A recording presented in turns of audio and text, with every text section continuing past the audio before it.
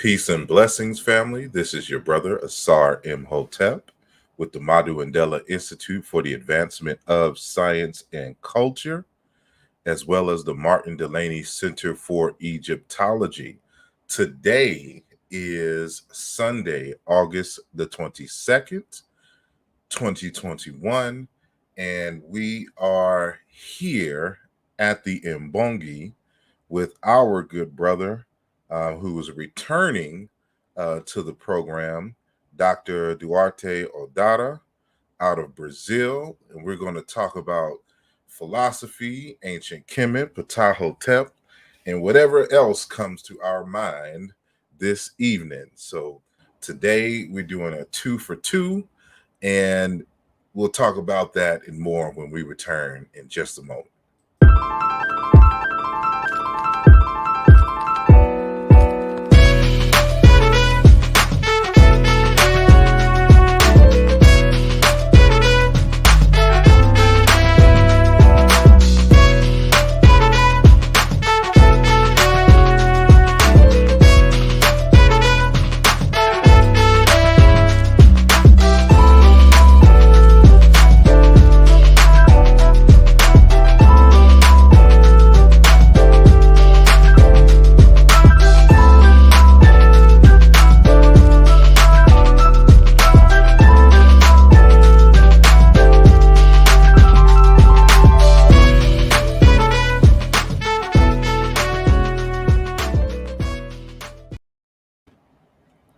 And we are back, and today has been a glorious day thus far.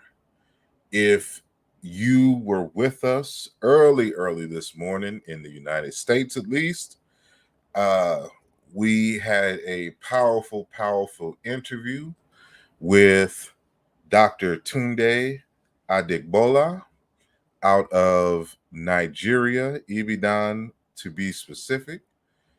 He is of the Yoruba people, and we talked about a variety of things regarding his research, into deciphering the Yoruba Bata drum language, to how he is integrating the Yoruba and Hausa and Igbo languages to be fully represented in computer languages, and his goal to make sure that all African languages, all African cultures can utilize the computer without having to learn a colonial language. And so, that was a very powerful show, and we definitely were going to have him back. So if you have not been able to catch the archive for this, hour-long interview, I encourage you to go back on the channel, of course, after this program, and go watch our interview with Dr. Tunde Adigbola out of Nigeria. And as I mentioned on the program, he is responsible for, allowing me to interview our elder. He's my elder, but both of our elder, Dr. Modupe Oduyoye, who's a linguist and theologian, also out of Nigeria. So I'm very thankful to him, for allowing us to kidnap some of his time, so that he can enlighten us and share his insight and wisdom with us. And prior to that, we had an interview with Dr. Pa Kofi Akins out of Japan by way of Ghana.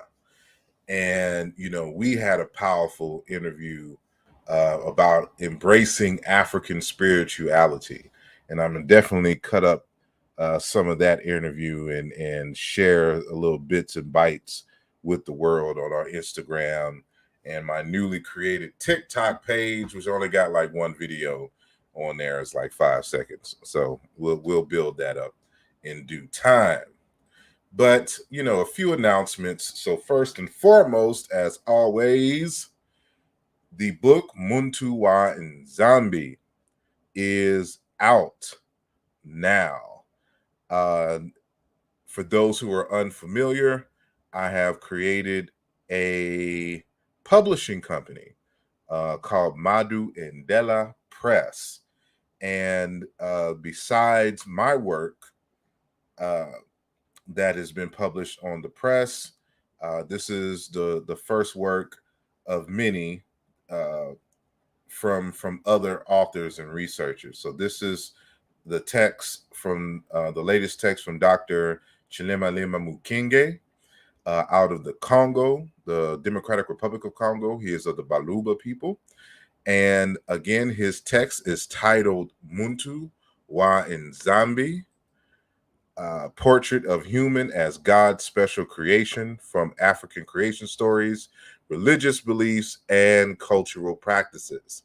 And so you can pick up this text at madundelapress.com and get your copy. So it is fresh off the press.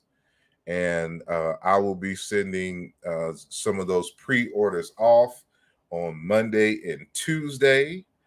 And, you know, I'm very excited to have been a part of this project.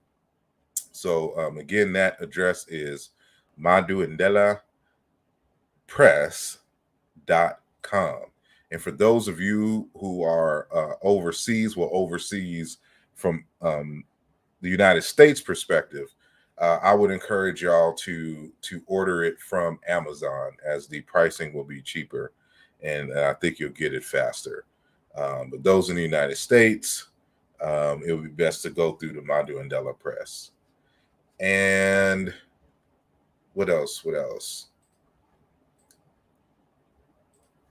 In February, I think February the 18th, starting on February the 18th, I am honored and blessed to be part of this conference and tour in Egypt. The Aket tours, you know, the people, Brother Taki from the Hoppy Films is putting this tour and conference together. And we have a number of dynamic speakers who are going to be speaking on that day. And so we have Professor Smalls will be there. Dr. Leonard Jeffries will be there. Brother Anthony Browder will be there. Dr. Solange Ashby, who's an Egyptologist and nubologist, will be there. Dr. Rosalind Jeffries, the wife of Dr. Leonard Jeffries, will be there. Dr. Wade Nobles, the world-renowned psychologist, will be there. And our good brother Mfudisi Jehuti Times, the scribe and teacher of Meta Nature, will be there, of course, besides myself. And so, you know, I would encourage each and every one of you to visit the website, akettours.com, to get more information about this powerful conference and tour that will be in effect on the 18th of February 2022.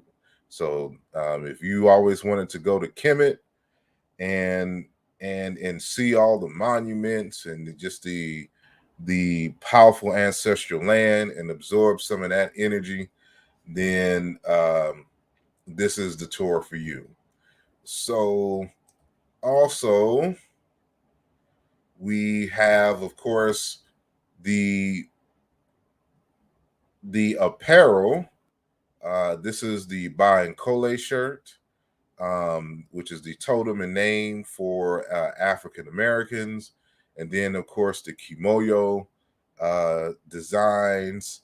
And we'll be having soon the Black is Not a Race, It's a Vibe t-shirts coming soon, as well as the Malcolm mathematics. I'm gonna see which one, how powerful, how knowledgeable y'all are about mathematics, to see if y'all can get what this equation is saying on the t-shirt. So, for these designs and more, just hit up the Spreadshirt link that's in the description for the t-shirts, and you can help support the channel, as well as by joining the Patreon page, where you will be helping to further this channel along, as well as support the upcoming documentary film. And so while we are in Kemet, we will be shooting for the documentary film. So, we'll be doing I will be intensifying fundraising efforts so that we can have everything that we need to film this part of the documentary film Chin Into, where we will be exploring the commonalities and the relationships between the Nile Valley civilization and that of Central Africa and Southern Africa. And part 2 of the film will be dealing strictly with West Africa, dealing with Nigeria further west. And so if you want to see this project come to fruition, please consider donating. And if you have pockets and want to invest in the film, holla at me, and we can make some things happen. So without further ado, I want to welcome our good brother, Dr. Duarte Odará, Brother Walter Duarte Odará, all the way live from Brazil. Peace and blessings, good brother. You there? Peace and blessings, good brother. Good to be here. And peace and blessings to everybody which is seeing the live, and everybody who is seeing who will be seeing on the archive. I will translate because we have some Brazilian audience here, so if you don't mind. All right, no problem at Ele all. ele me apresentou e aí né, eu falei muito obrigado por estar aqui, é um prazer estar aqui e mandei um abraço e para as pessoas que vão estar assistindo o arquivo e para as pessoas que estão assistindo agora na live. Indeed. And we had our good brother here before, along with Dr. Ribeiro or Ribeiro or Ribeira. Is I? Yeah. Something like that. And we were getting some insights into what they were doing out in Brazil, and so that was a powerful show into itself. So I encourage those who have not seen that to look for it on the channel itself. Ele And falou, go ahead. sorry. Ele falou sobre outra apresentação que já aconteceu no canal comigo e com a professora Catilcia Ribeiro. A gente teve aqui uma apresentação muito boa. Ele está falando que foi muito poderosa e que indica que as pessoas que não assistiram procurem e vão assistir. Indeed. So let me just welcome a few folks who have made themselves known in the chat. So Sunjata, peace and blessings to you. Dottie Williams in the building. Infinite Minds is in the building. Sister Tamika is in the building. And OG Gorilla. And I see the super chat, so thank you for the super chat, OG Gorilla out of New York. And Brian Beno Smith, peace and blessings to you. Brother Zane Montego is in the building. And Sheila Santos, you can tell she's out of Brazil. Brother Aziz Fall is in the building. And Brother Conan Lee, all the way out of the UK. And Rakim 7077. And if I missed anyone, and Sister Emmy Ket, how can I forget Sister Emmy Ket, all the way in Europe? I forgot where she's at. Not Belgium, where she's at. I don't know. It's one of them random East European countries. she'll correct me, and I'll state it when she corrects me in the chat. But yes, thank you all for listening, and of course, all of you who are listening from Facebook, who's made their presence known. So, and thanks to who is this? Erica Rangel, June Money in the building. Yeah, she's from Denmark. I think so. I think that's it. So, yes.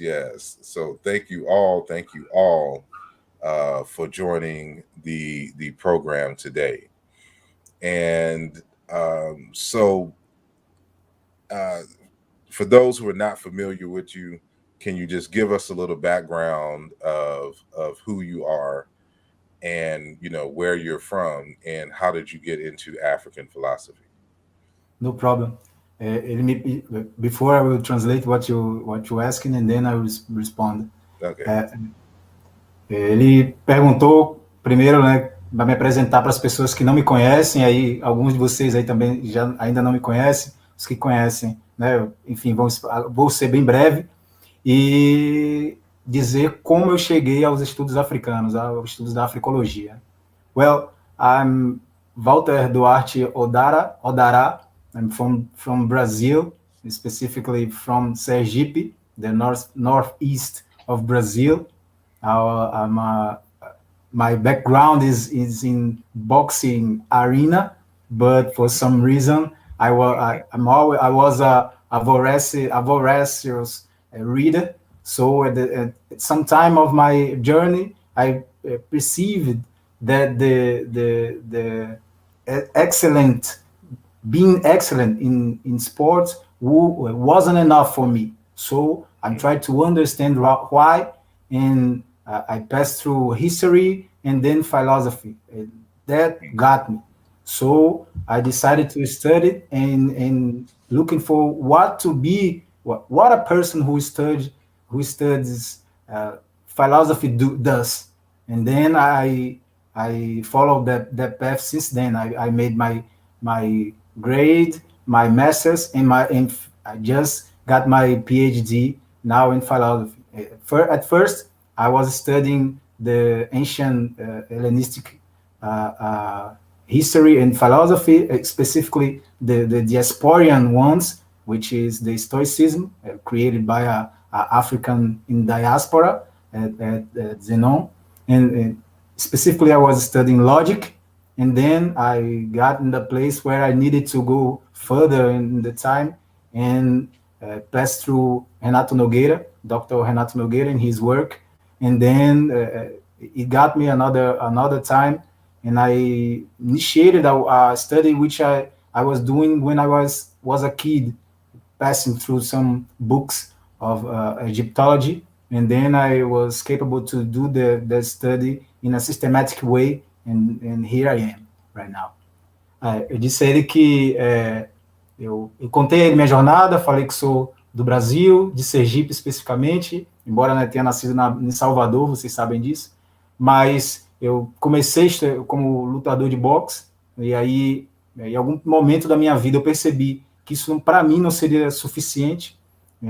Encontrei alguns desafios, e aí procurei saber qual era a razão desses desafios, e aí eu fui passeando por vários campos do conhecimento, entre eles história, e aí foi quando eu me deparei com filosofia, e aí a partir daí eu me apaixonei, comecei a estudar filosofia, e me perguntei que tipo de jornada uma pessoa que estuda filosofia trava, e aí eu segui essa jornada, e aí fiz a minha graduação, o meu mestrado, e agora o meu doutorado, né? Inicialmente eu estava estudando a filosofia clássica helenística, e aí especificamente os estoicos, que são diaspóricos, né, africanos em diásporas, que criaram, foi um africano em diáspora que criou o estoicismo, e aí eu comecei a estudar lógica. Ele era uma pessoa que era interessada em lógica, e aí daí quando eu terminei a minha graduação e meu mestrado, eu precisei ir mais fundo, mais longe no tempo.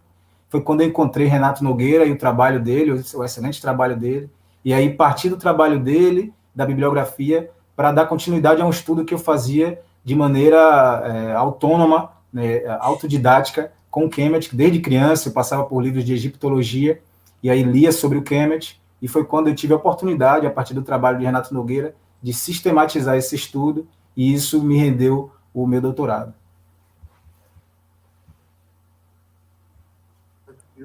I forgot to unmute my mic.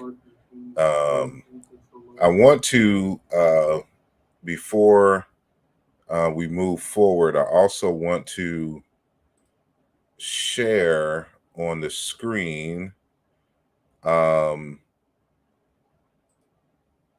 a powerful class or discussion that I was a part of.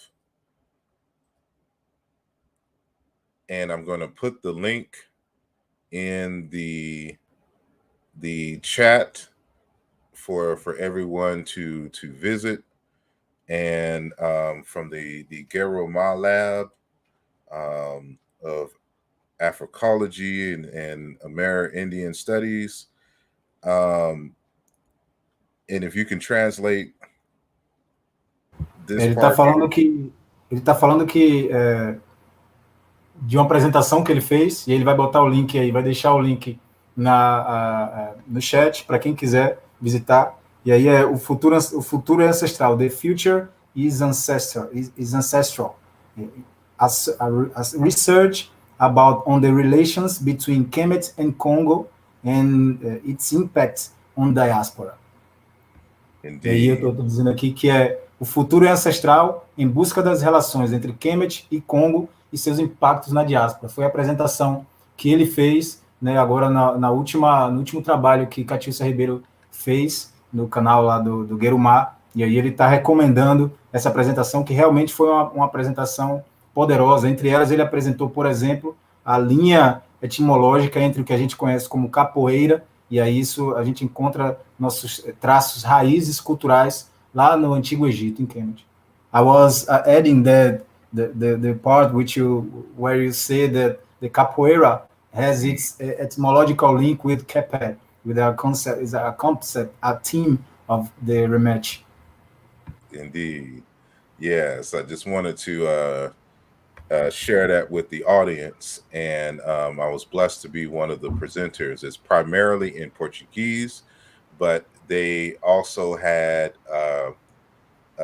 English interpreters to translate what was in Portuguese to English, and of course, when I was presenting, what was in English into Portuguese.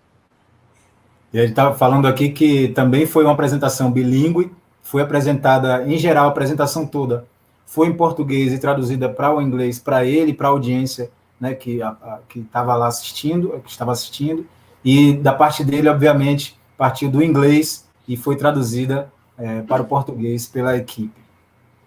So I put the link in the chat so that you can view that, bookmark it, and view it at your own time and leisure. Ele está deixando o link no chat para depois vocês, quem tiver à vontade para assistir mais tarde, salva para assistir depois. Alrighty, and now back to our interview. And so what was the inspiration behind the topic of your dissertation on Ptah Hotep? Ele perguntou qual é a minha inspiração, né, sobre o tópico, né, em Ptah Hotep. First time was because around here we got a great African diasporican movement, which produces groups like Olodum. I don't know if you are familiar. They have it's a music group, a cultural but music group which spread the African culture by music. They created the style of music called axé. Estava dizendo a ele que começou primeiro pelo movimento cultural que acontecia aqui no Brasil e pelo Olodum. Né? When I was a child, I heard a lot of music of them. They talked a lot about Kemet, and then that songs, that lyrics got my heart, got my mind, and I never forgot about it. And ever since, I was researching who are these people that the Olodum talked so much. So I found some books, Egyptologic books, but the approach was not sufficient for me. I felt that something was missing in some kind of way. But when I found more later on, when I found the works of Diop, when I find the works of Molefe Ketiachante and so forth, by the work of Renato Nogueira, I then was the moment which I really found my special theme. So when I was reading some history about the civil movements around there in the United States, I found a book of Richard Moore, which was a great orator down there, and he spoke a lot about Ptah and said that Ptah was one of his inspirations, which his mother talked some sayings that he could trace it back to Ptah. So I was behind. I followed that path and found the Sebaite. Then my first, when I made the link, my first impulse was to trying to do the same thing as him, starting to talking about it. And but at the research followed, I saw that first I was needing to present who is Ptah, who are these people from which he is, where did he made his work, for whom, for what, I mean, all the kind of stuff. Eu falei a ele, né, que a partir daí o Olodum me trouxe essa inspiração, as palavras, as letras de Olodum ficaram na minha cabeça, e aí, desde então, eu comecei a buscar material, encontrei vários livros de egiptologia em bancas de revista, livrarias, e lia vorazmente, e sentia que faltava alguma coisa ainda assim. Quando finalmente, já agora, no período de doutorado, eu encontrei com o trabalho de Renato Nogueira, a partir desse trabalho, eu fui conduzido aos trabalhos de Joseph Ben Yochanan, o trabalho de Molefe Achante, os trabalhos de Sheikh Anta Diop, e aí isso eu pude alcançar aquilo que eu estava procurando e sistematizar a carga de conhecimento que eu já tinha desde a infância. E aí foi quando eu realmente, o meu primeiro impulso, porque eu também tinha chegado a Ptah a partir de Richard Moore, um grande orador do período do movimento, um dos grandes oradores da era inicial dos movimentos dos direitos civis nos Estados Unidos. E nos seus discursos ele fala muito de Ptah. E aí isso me deu uma curiosidade imensa. Foi quando eu encontrei o Sebaite, e aí a minha primeira vontade foi começar a falar sobre o Sebaite, começar a trazer os esquemas que Ptah apresentava para a gente resolver nossos problemas hoje. Só que aí, durante o estudo, eu percebi que tinha uma etapa anterior. Eu precisava primeiro saber quem era Ptah, de que povo ele fazia parte, em que momento ele escreveu aquele trabalho, para quem ele escreveu aquele trabalho, por quê. E aí, esse é o primeiro momento do meu trabalho. Alrighty. And what were some of the, I don't know if y'all can hear in the background, because I live basically on an Air Force base, so it's some horns playing, like they do this every day, and so I guess it's just that time. But I don't even think y'all can hear it. But anyway. No, it's okay. Okay.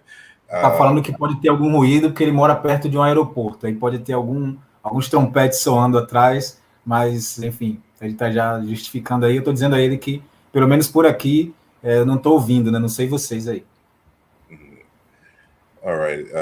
My question is, what, during your research, did you learn that you didn't expect to learn as a result of this research, and what are some insights that you were able to bring out that others have overlooked? Ele está falando, né, o que eu descobri na minha pesquisa, que eu não esperava descobrir, e que tipo de insights, né, isso me trouxe. She said that she wasn't hearing the sound, the trumpets, the back trumpet sound.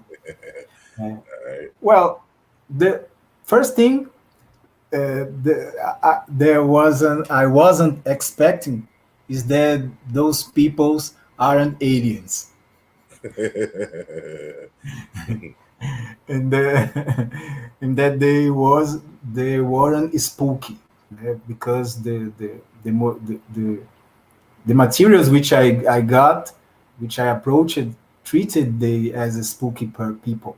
So when I got to Sebait and I saw all this philosophical material and all the scientific material, that surprised me a lot. Because I read a lot. I read so much, which I started to believe that those people got some power, some kind of metaphysical powers to build those pyramids. But when I read Ptah, the rigor with which he writes, the systematic way which he organized the concepts, the themes, and the care, full of care use of metaphors, of figurative expressions, that got me. And I perceived from there, which that is the way we diasporians around here in Brazil use the language. We use language in a figurative way, spread time. And I saw a possibility to bring high knowledge, to bring the deep knowledge to everybody which don't like at all to be studying in a systematic way. Eu disse a ele que a coisa que me surpreendeu é que eu imaginava que eram povos que tinham poderes metafísicos, porque boa parte dos trabalhos que eu me debatia tratava esses povos como místicos e tal, mas diante das grandes pirâmides, diante das grandes evidências que nós temos de que esses povos construíram, eu passei a acreditar que eles deveriam realmente ter algum tipo de poder, que eles eram aliens, né, alienígenas. E quando eu me deparei com esses textos, eu percebi que não era o caso.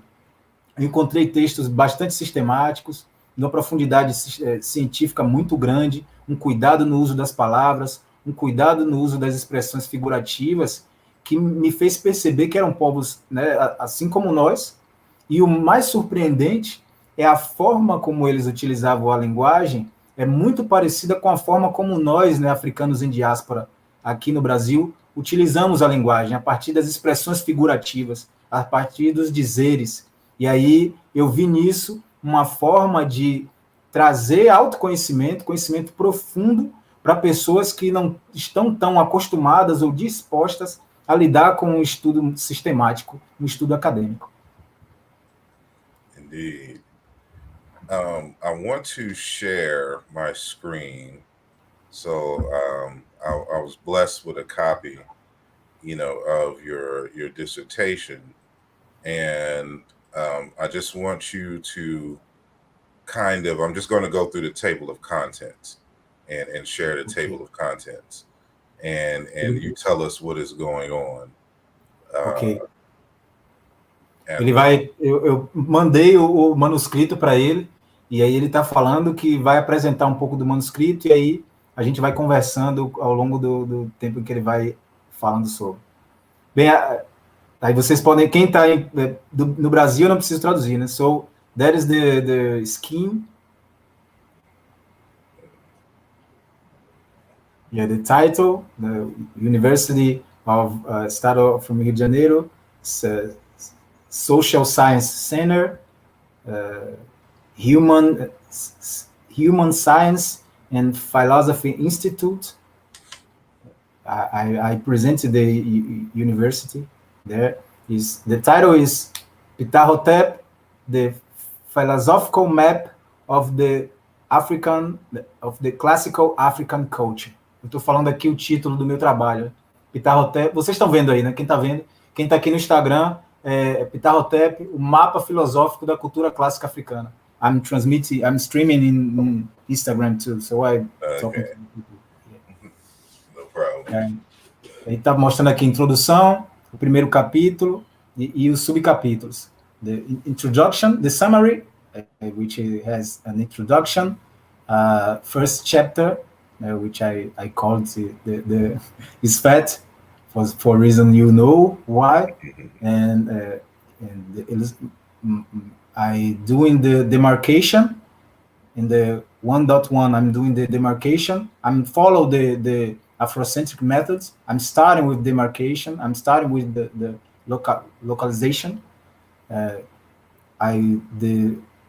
In there, let me go slowly. Mm-hmm. And let me do this, because I don't want you to necessarily read each underline. Okay. So if you can, just kind of summarize what is going on in each major chapter. Okay. And in terms of how you're approaching the things, so that way you don't have to read everything. Ok.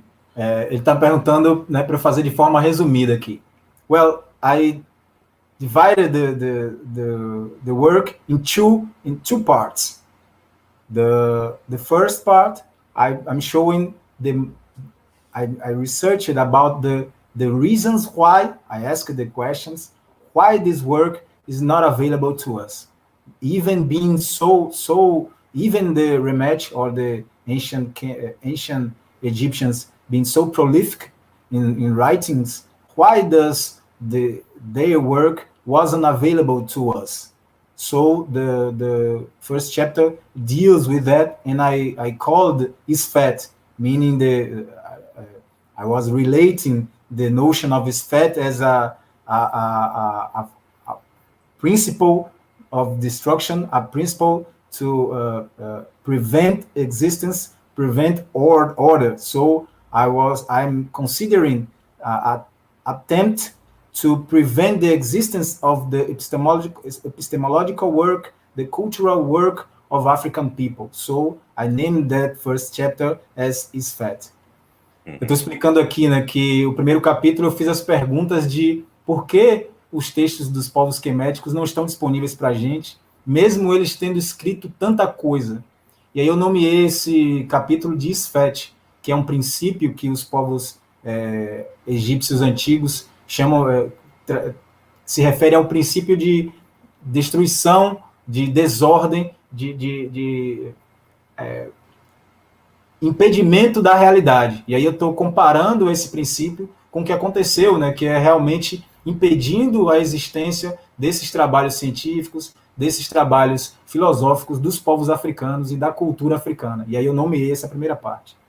And I talk about the history of Egyptology. I talk about the hegemonical philosophy and all that stuff you know about. Eu só falei sobre isso, né, que eu falo sobre a história da egiptologia, enfim. In the second chapter, I call it Ma'at. Hold on one second. I want the audience to really kind of understand the need to, in Afrocentric work, to separate the research that we are doing in the moment from the hegemonic and Eurocentric perspectives that dominate the current literature. Ele está dizendo que ele acha importante que as pessoas saibam a diferença do trabalho de pesquisa que nós estamos fazendo hoje para o trabalho hegemônico que a egiptologia europeia, a egiptologia ocidental vem fazendo até esse momento, né? Existem diferenças que é preciso que essas diferenças sejam expressas para vocês. Yeah. Because with were you done? Yeah, go ahead. Okay. Because if you do not present, what makes your research different, then you will not be able to convince the reader, that you are providing some unique insight that isn't already being talked about amongst the other scholars. E ele disse que a importância disso é para mostrar a diferença e o que eu estou trazendo, que tipo de insights eu estou trazendo na minha pesquisa, na nossa pesquisa, nós estamos falando aqui de nós, nossa pesquisa, o que trazemos de diferente desses trabalhos que já vem acontecendo aqui, para convencer o leitor, convencer a leitora, convencer a audiência de que o que está sendo trazido agora é diferente do que foi apresentado até então por esses outros trabalhos aí de egiptólogos e egiptólogas do Ocidente. Alrighty. So now you can go to chapter 2. E agora eu vou para o capítulo 2. In the second chapter, I call it Ma'at. I mean, for the classical African culture, Ma'at is the principle of order, is the principle, the core of existence, the base of existence. Is their principle which deals with truth, which deals with righteousness, which deals with science. So that is the chapter where I talk about first the legitimacy of the philosophy in Africa.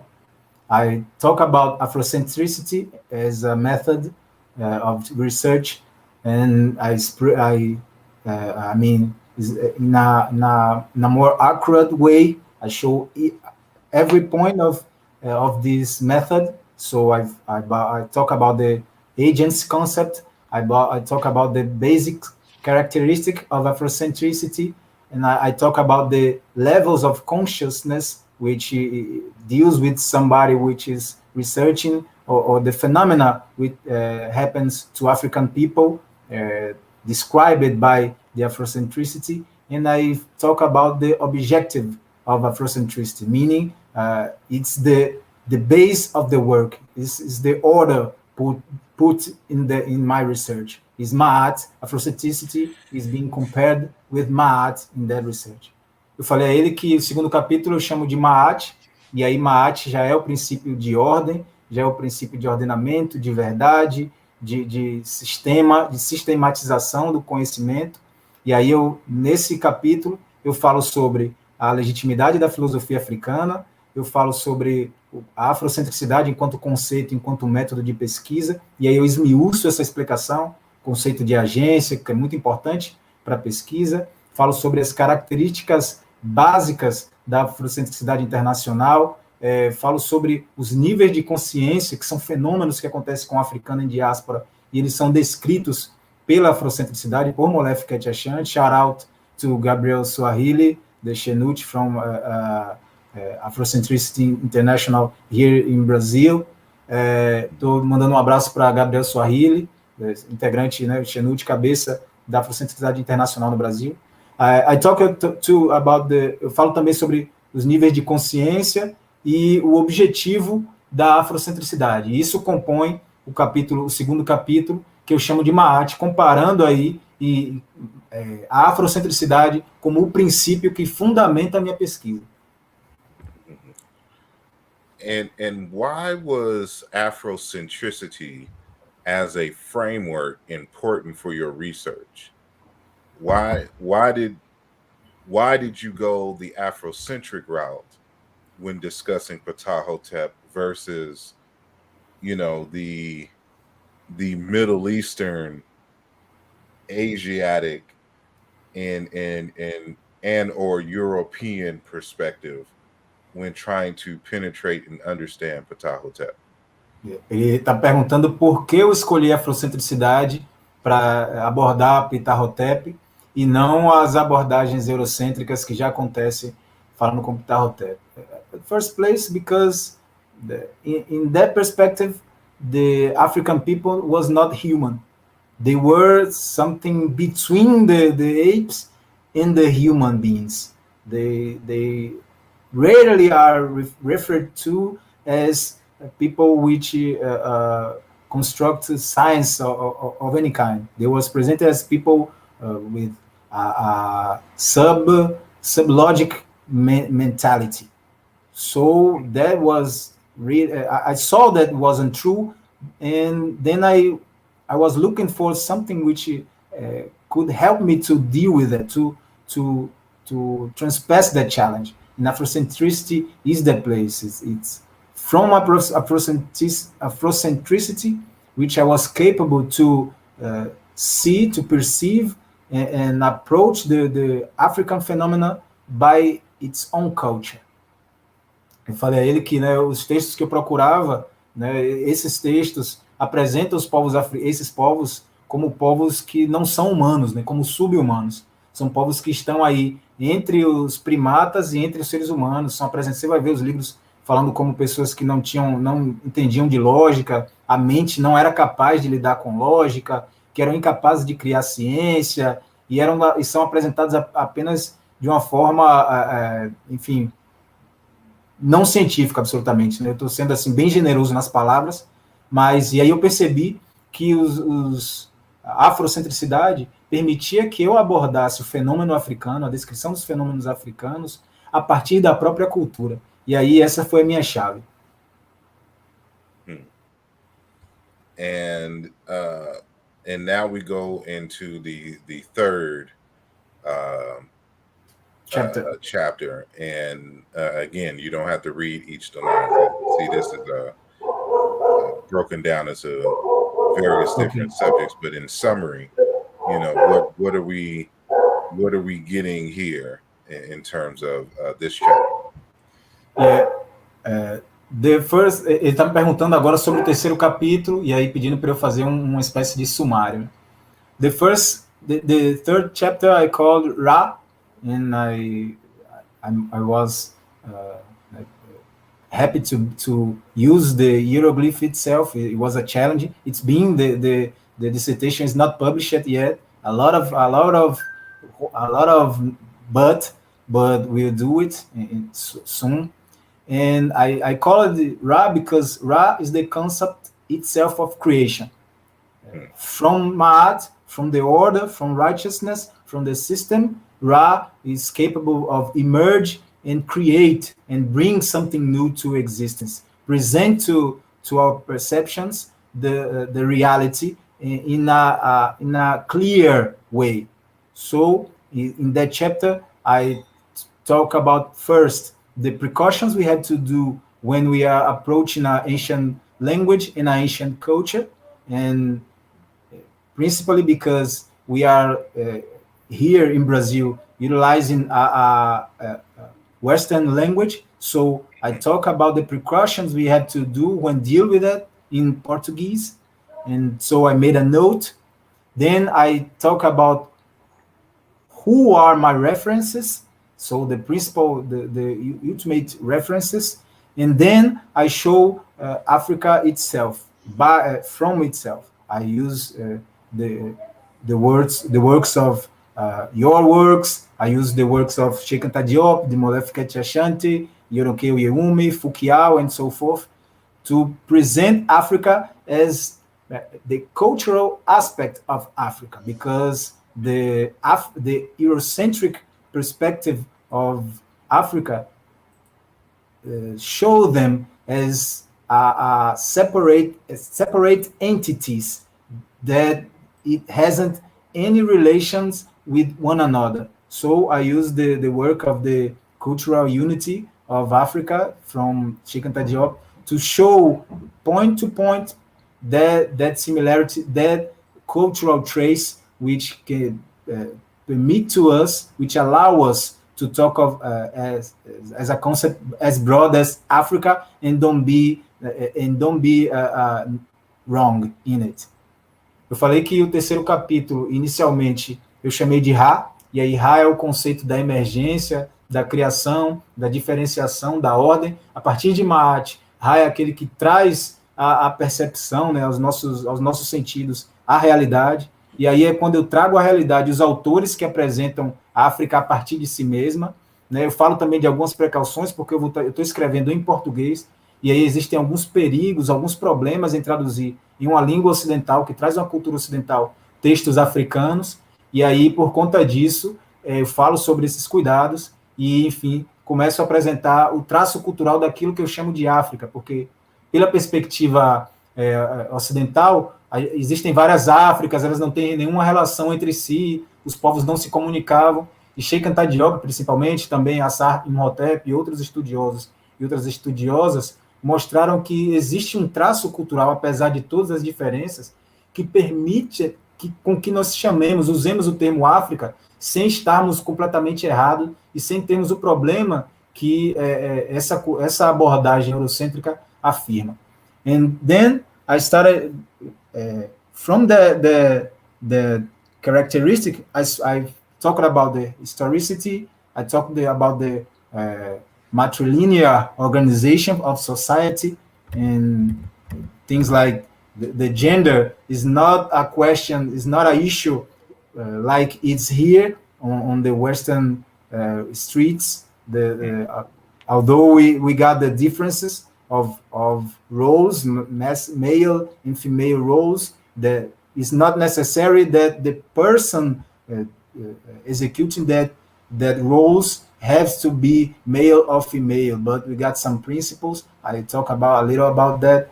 I talk about the matrilineal lineage thing, which is not a contrary to patriarchy. It's not a matriarchy in the sense that it's a contrary. The women against men is not like that. And I use your works. I use works of Ifa Amadiumi. I use works of Oyeroke Oyeumi and so forth. I talk about the way which the African deals with his dead. So the burying ceremony, the worship ceremony, which is different from the Western ceremonies. They don't burn their deads, so something like that. I talked about the holistic perspective of reality in a sense that the creation is not something ex machina, and not something which creates the world, the reality ex nihilo. I talk about that. The human being itself, it's part of creation, is himself or herself God too, because it's part of God. The nature itself is a manifestation of God, is the embodiment of that principle we call God, the principle of reality. And I talk about the notion of person, of the notion of self, which is different from the Western notion, not deals with the dichotomic aspect of body and spirit. The spirit, what we call the spirit itself, is something very complex in a way that the person, you can call a person as a molecular structure with complexity, with many unities which interact with themselves in a complex way and interact with the world, which are two complexity compounds of molecules and so forth. Eu estava falando a ele que, né, falei das diferenças, quais são esses traços que fazem com que a gente consiga falar de África sem problema, que é, por exemplo, o culto dos mortos. Os povos africanos, em geral, não queimavam seus mortos, enterravam seus mortos. Falei sobre a questão de gênero, que não é a mesma questão de gênero que nós temos aqui, embora haviam papéis masculinos e femininos, esses papéis não eram ocupados simplesmente por homens ou por mulheres, necessariamente, não era assim que se fazia essa separação de papéis, não era uma distribuição social por gênero, mas cada papel tinha um gênero, né, um papel de gênero, mas não que a pessoa que ocupasse esse papel deveria ser de um gênero ou de outro. Falei sobre a questão da realidade como algo líquido, não é separado, as coisas não são separadas. Deus, o princípio que chamamos de Deus, não é uma entidade externa, ex nihilo, que cria o mundo a partir do nada, né, uma entidade ex machina, externa, que cria o mundo ex nihilo a partir do nada. Não é esse o caso. Né? O ser humano é entendido como Deus na medida que é parte dessa criação. A criação como um todo, portanto, digamos assim, a incorporação desse princípio que chamamos de Deus. A realidade é Deus. E aí, nesse sentido, existe essa diferenciação. Indeed. That fourth chapter I call the Perank, when I was presenting in a summary way what are the parangs. It's a structure similar with the what we call today university, but in none way equal. But I talk about the parang, what happened there, cite us a few texts, what we can found there, and specifically I talk about the tep hesed, which is the method, scientific method, the way from which the rematch used to know how to learn, how the knowledge was built. So I present the Tep Heseb as a scientific method, and I talk about the philosophical tradition, the Memphis school and so forth, the Hamas school and so forth. I talk about the philosophical, and then I did a taxonomical work in a summary way. I mean, it's a drawing. It's a work to present to people that, so it's not as profound as we need to do, but it's the first step. And then I show the concepts and things like Heket, Nun, Ma'at, and then, but not least, I talk about the Sebait itself. Eu estou falando a ele aqui que no quarto capítulo eu chamei de Perank, e eu apresento o que a gente poderia chamar hoje de universidades, falo das diferenças também, e aí trato da tradição filosófica, quais eram aquilo que a gente poderia chamar de escolas filosóficas, o que eles tratavam, e aí daí eu falo sobre o método científico, que é o TEP recebe, então eu falo que eles utilizavam o método científico, eu apresento evidências de que eles utilizavam um método científico, sim, e aí esse é o capítulo. E depois eu faço um trabalho taxonômico mesmo, apresentando quais são os conceitos que eles usavam, conceitos como requete, conceitos como maat, e assim por diante. Indeed. I want to say, before you move forward, that, and I don't even know if I shared this with you during your process, but in Congo, they one of their initiatic schools is equivalent conceptually to Per Ankh. It's really just a house of life, as told to us by Foucault. I think I saw this at the Nesubiti, if I'm not mistaken. Yeah, I think you talk about it a little bit in the Nesubiti. That is in the thesis too. I cited you there in that point. Ele está falando que no Congo, né, as escolas iniciáticas do Congo têm uma estrutura muito parecida com as peranques, com as casas da vida. Né? A tradução literal seria casas da vida. E eu estou dizendo a ele que sim, que eu encontrei num dos livros dele, e que eu cito também no trabalho. É uma tese, foi a minha tese de doutorado. It's a thesis. She was asking if it's a doctorate dissertation or a master's dissertation, and then I'm saying to her that it's a thesis, a doctorate. Yes. And so like I'm very interested in African pedagogy and the way that Africans teach, and the institutes that they create in order to teach. So this is a very important chapter in terms of my research.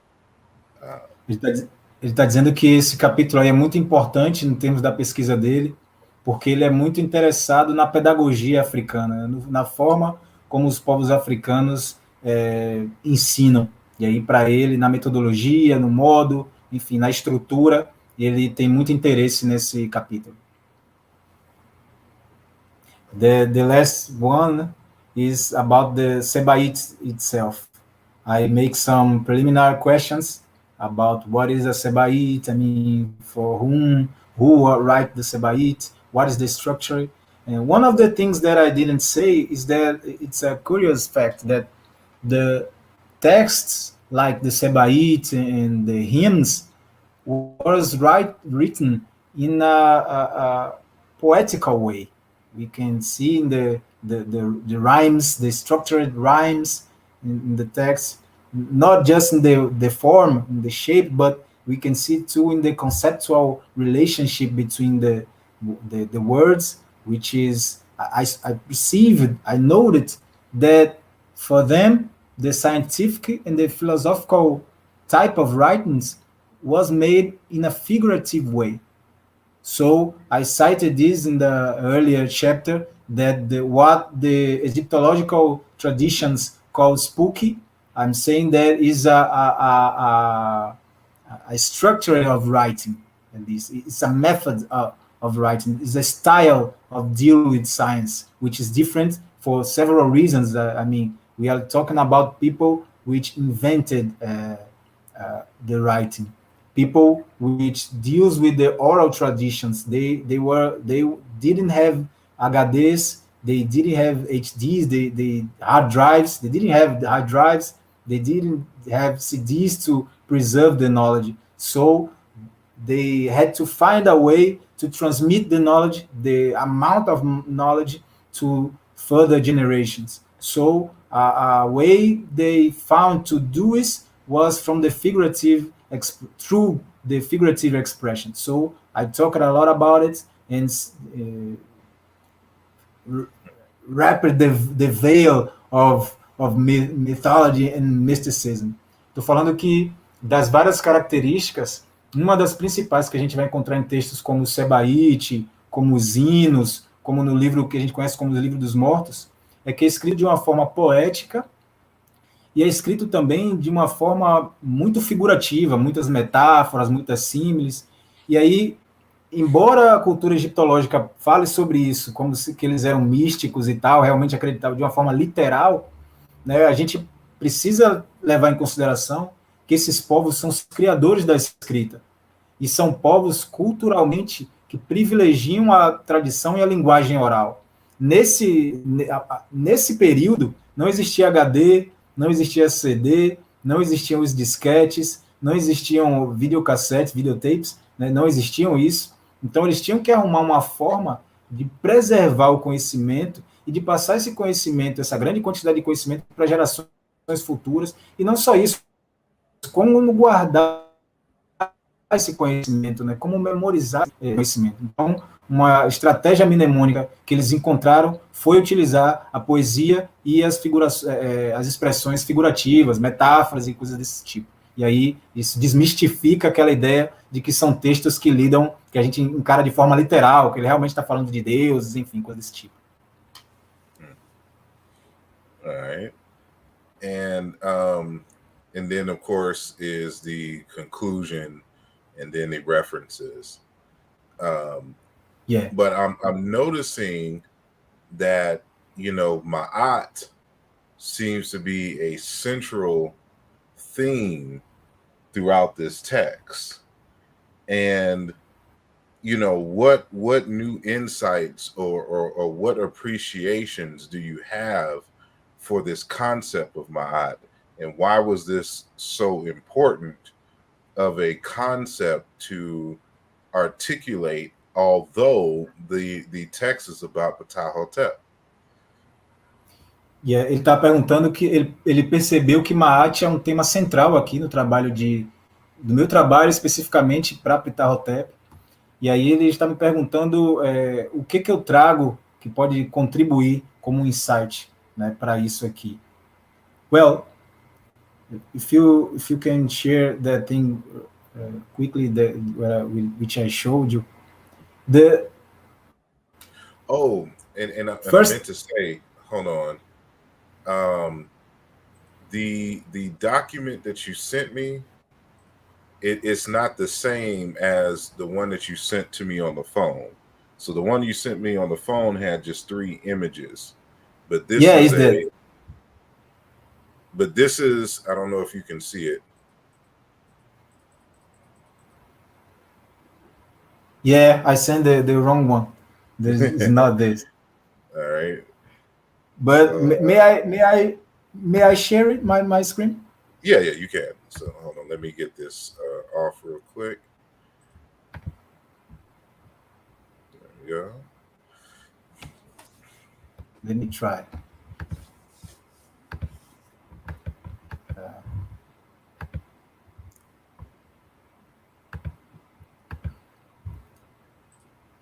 Can you see it? I'm blocked yet. Let me see. I don't see your. You hit the share button at the bottom. Yeah, I did share, but it says which I'm blocked yet. Well, that would be.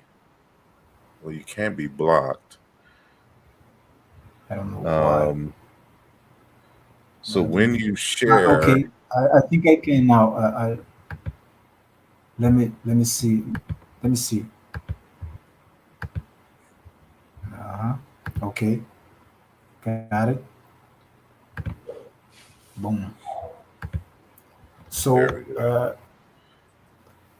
first, we are dealing with a new paradigm today, the Eurocentric paradigm of universality and the metaphysical Cartesian from Descartes, the metaphysics from Aristotle is a problem today.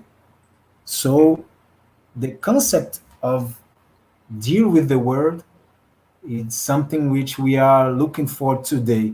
The concept of order, the concept of holiness of the world. I mean, the holism of reality. That is a concept which we can find in the ancient culture, and ultimately in the Kemetic people. So Ptah is a text which shows how the concept is articulated in different ways, even in a scientific way, but specifically in a philosophical way. So from Ptah we can see how the concept of the theme of Ma'at deals with the principles of the mind, principles of relationship, conversations, the principles of discussions, the principles of ethic behavior, and things like that. So Ma'at is that work is showing how a person like Ptah, a eminent person, deals with that concept far from the spooky way which we already know. So it's a really philosophical way which the ancient people, the ancient Egyptian people dealt with the theme of Ma'at. Eu estou falando a ele que a importância desse trabalho é mostrar como os antigos articulavam, os antigos queméticos, né, os antigos egípcios, articulavam o conceito de Ma'at de uma forma diferente dessa mística que a gente já conhece, né? De uma forma filosófica, ou seja, quais são os princípios aí, Ma'at é entendida como princípios, os princípios que regulam a mente, quais são os princípios que regulam as relações sociais, quais são os princípios que regulam, por exemplo, a comunicação, a retórica e coisas desse tipo. I talked so the Ma'at being a description, a representation of principles.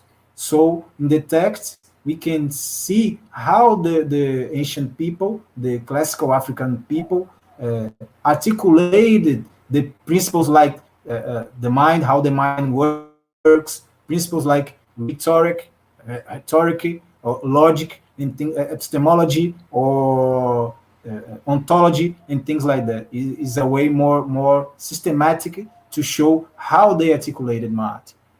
And the first slide is a scheme, a map from which we can see one of the roles of the Sebait. So I draw that image where in the end we got Sebait, and the other end we got Aket.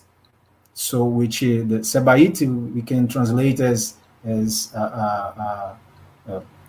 ensinamentos, teachings. Eu estou falando aqui que tem uma imagem, né? E aí eu criei essa estrutura. De um lado nós temos as Sebait, os ensinos, de outro nós temos Aket. Aket, meaning ancestral or meaning effective, is a end from which you can go through the Sebait, through the things which the Sebait shows to us. And from Sebait to Aket, from the continent of the content in the Sebait to for a person to be Aket, to be effective, they have at least two highways. From now, I don't know if that highway is traced at the same time, in a sequence, if it's a sequence, which sequence the highway are trod, if at the same time, if it is at the same time, how it is, but as it's certainty, there is two highways. The highway of Maat, following the following principles, following certain rules. Which kind of rules? So we got to, the person had to know which rules are there, and I mean, is a path of investigation, and another is the something you call a intern call. The person had to follow not just the rules, not just the systematic way of trod that just destiny, but they had to learn about her or his internal call. So, in a philosophical sense, we are talking about an investigation, not just of the reality outside of ourselves. I mean, the external world, the world or the things which stimulate our senses, but it's an investigation on how we ourselves internally are. So, what is the car? I mean, there's a lot of principles, internal principles, which can be, which needs to be learned, which needs to be known for a person to get to the next stage, which is imak or imahu, a person to be honored. I mean, that's I talk about it in the text, and then from the imahu, the or imach, the person is got a conditions to turn himself or herself in someone effective, which can create the world, create the reality as a God.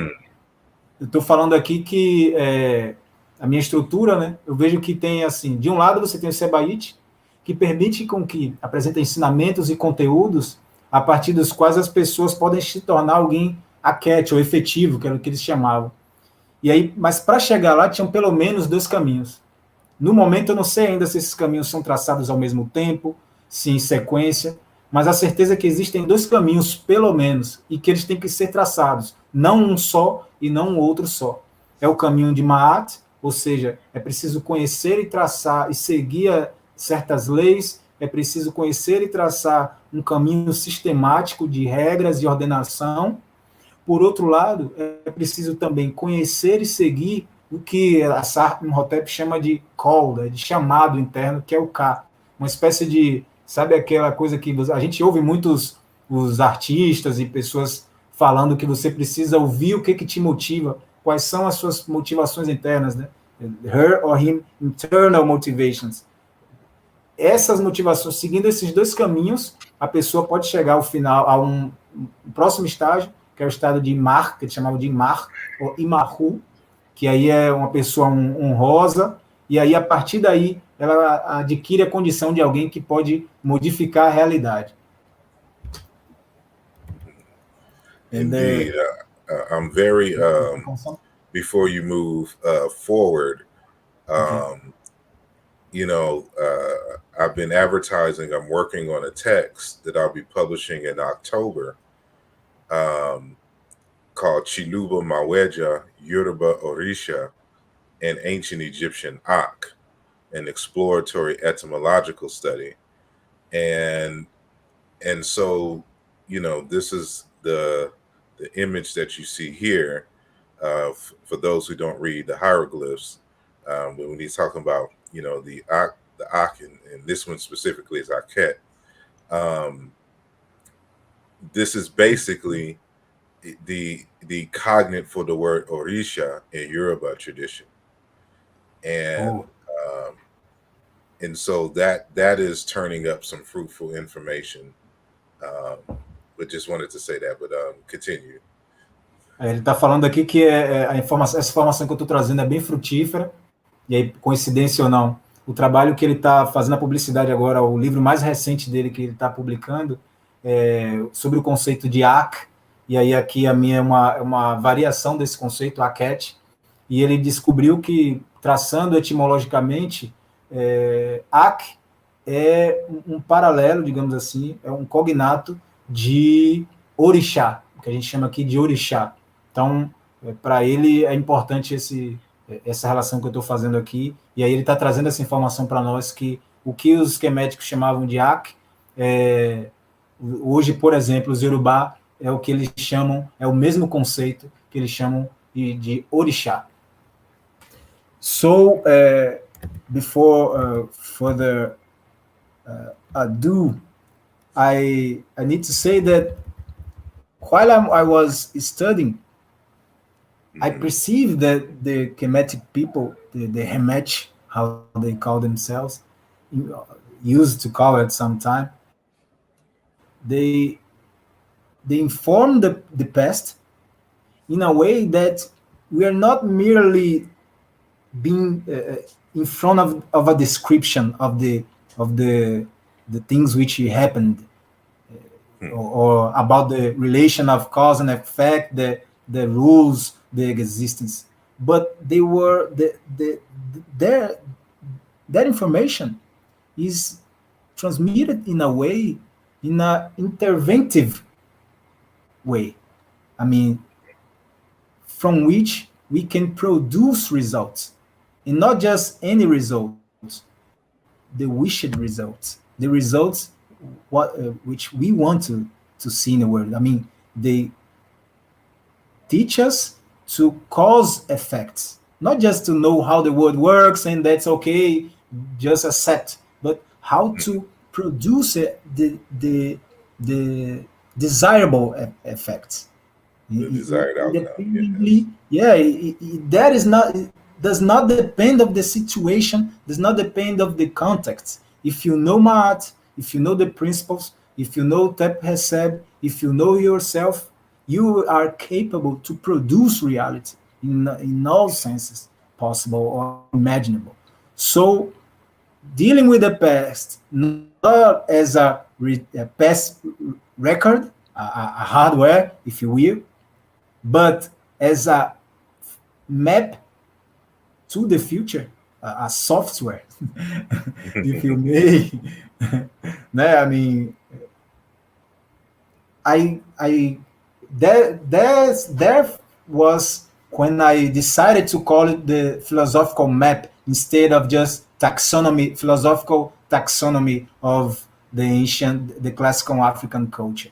I decided to call it a philosophical map to bring to attention that I was not just going to past stuff to talk about it and for us to be how it was beautiful and that's okay and to feel good about it, but to make everybody perceive that with that knowledge, with that technology which they gave us, we can today recreate our reality.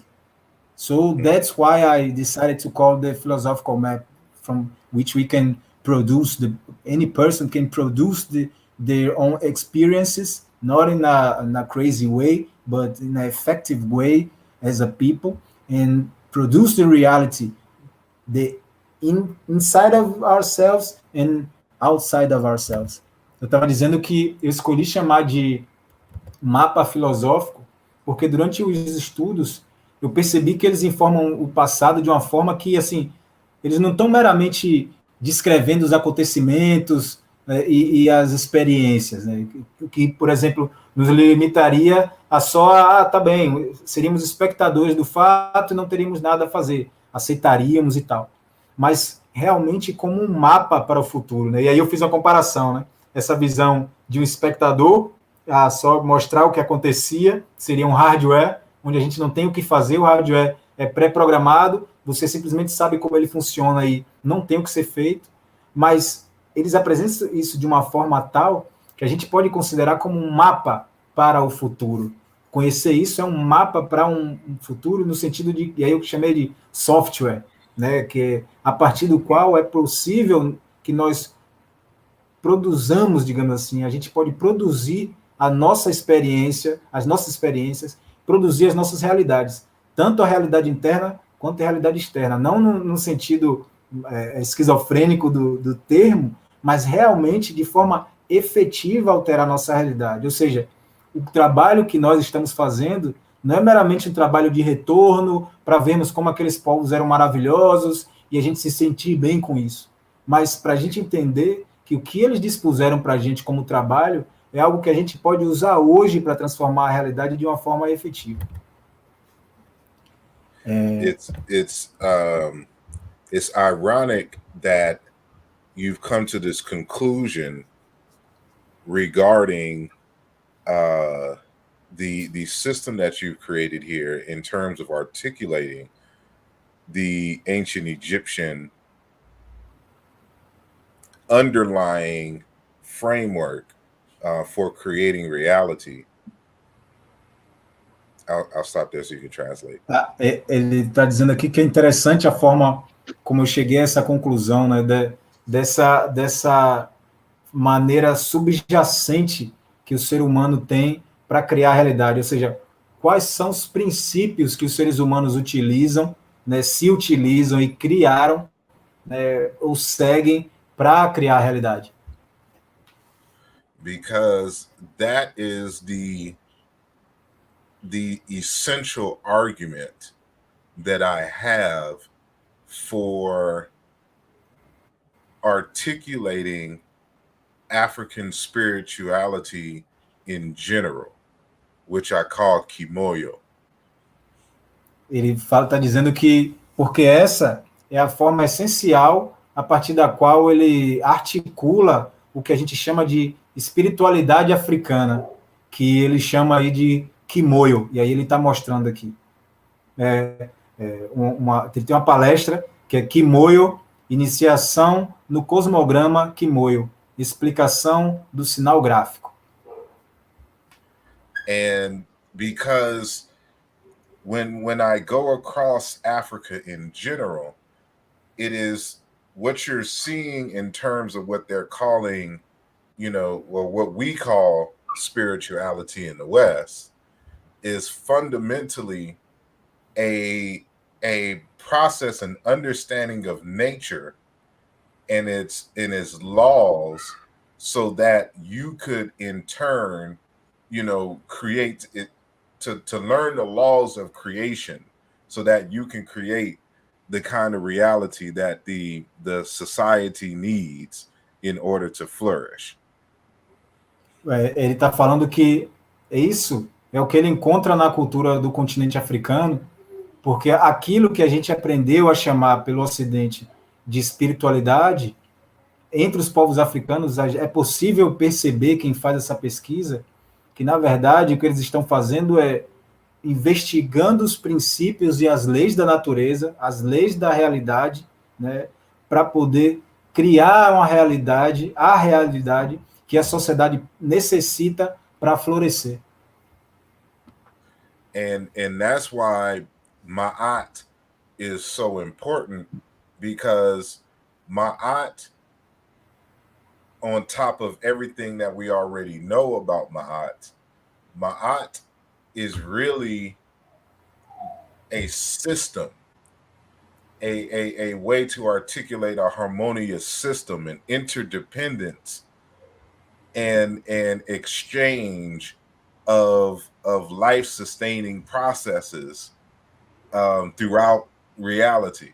And so if you can understand systems and how to create a harmonious system, how to create Ma'at, then you can reduplicate understanding the fundamental principles of Ma'at in your everyday life, on the individual level, on a family level, on a community level, on a society level, just by understanding Ma'at as a system of interdependent and exchange of life forces.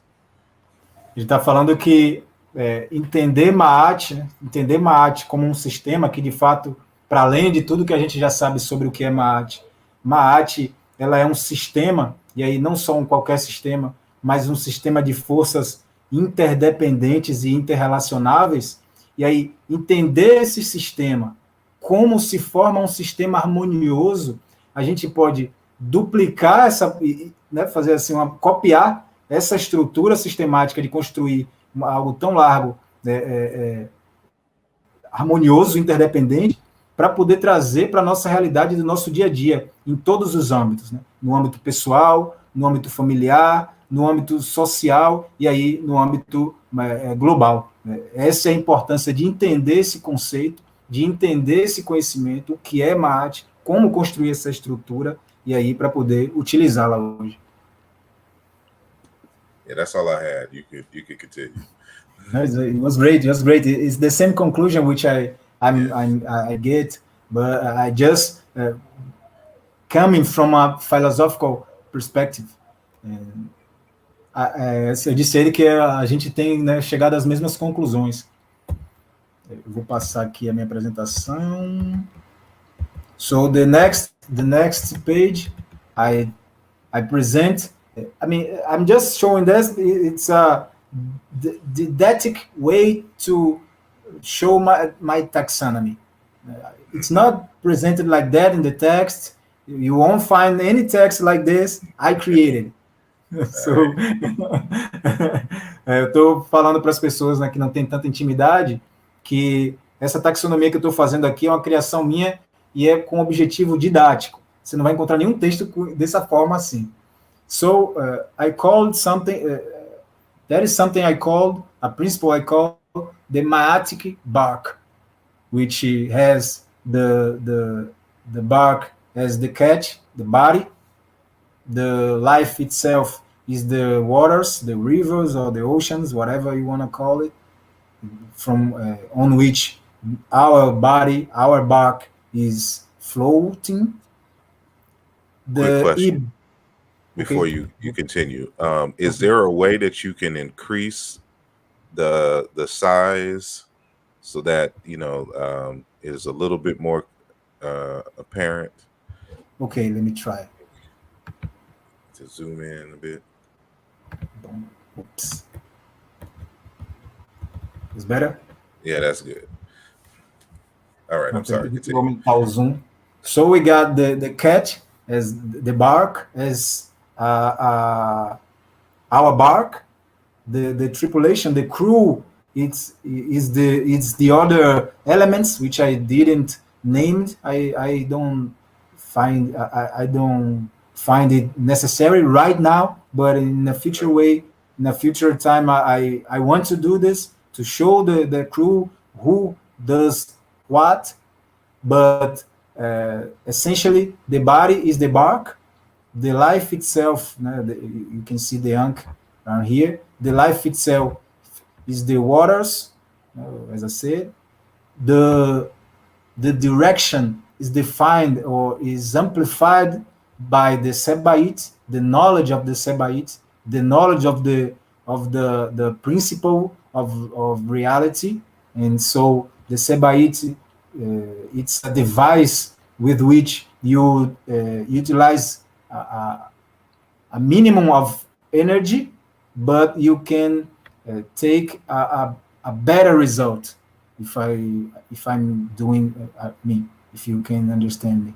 And the Ib, this concept of Ib, the mind, the reason, is the captain of the bark. So that is the essential structure of the human personality, identity, self, whatever you can call it right now. But that's the principal structure of that we can find in the ancient texts of the rematch. Estou falando que esse trabalho aqui eu represento, né, o nosso corpo. é a barca, é o que os queméticos chamavam de barca. Então, o nosso corpo ele é um veículo para aquilo que a gente chama de eu. A tripulação são os vários outros elementos que eu não nomeei ainda nesse momento, mas que em um momento futuro eu pretendo fazer essa nomeação. Quem são essas pessoas? Quem são esses elementos e o que eles fazem? A vela, né, é o sebaite, os ensinamentos, ou seja, é um dispositivo, uma tecnologia que permite com que a gente gaste menos energia e consiga chegar a objetivos muito maiores a partir do sebaite. A vida, ela mesma, é o que a gente chamaria das águas, os oceanos, ou então a vida seria uma jornada, e quem comanda essa barca, esse corpo, é o Ibe, que é um conceito que a gente pode traduzir por mente, razão, enfim. It's okay? Can go ahead? Okay, and lastly, but not least, I got to zoom in, zoom out.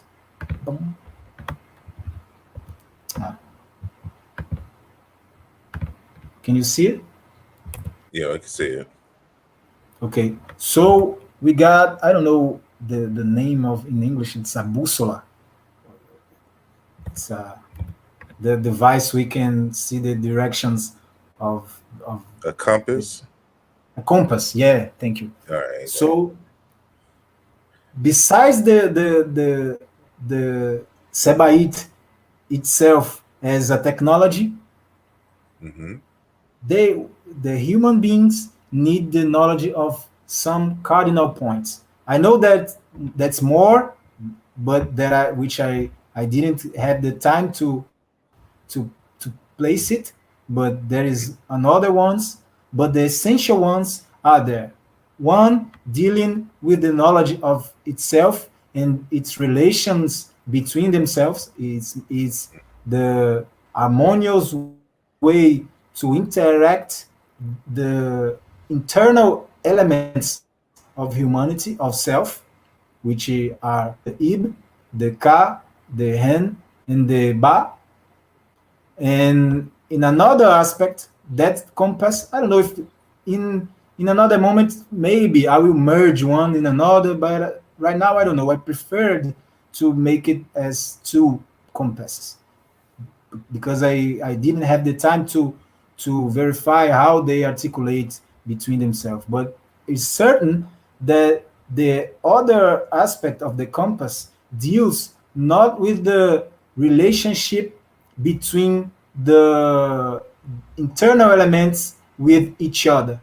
That one, we can call it social elements because it refers to our relationships with the external world, with another person, and with the word itself. It's akedu, okay, kedu,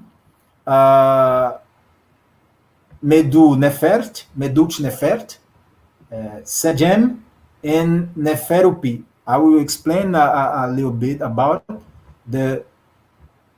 Here, I don't know if you are that follow the channel. I don't know if you are familiar with that concept, but essentially, the Ba is something we can summarize as our memory, our social memory, our personality. I mean, everything, every experience that the human being had until that day.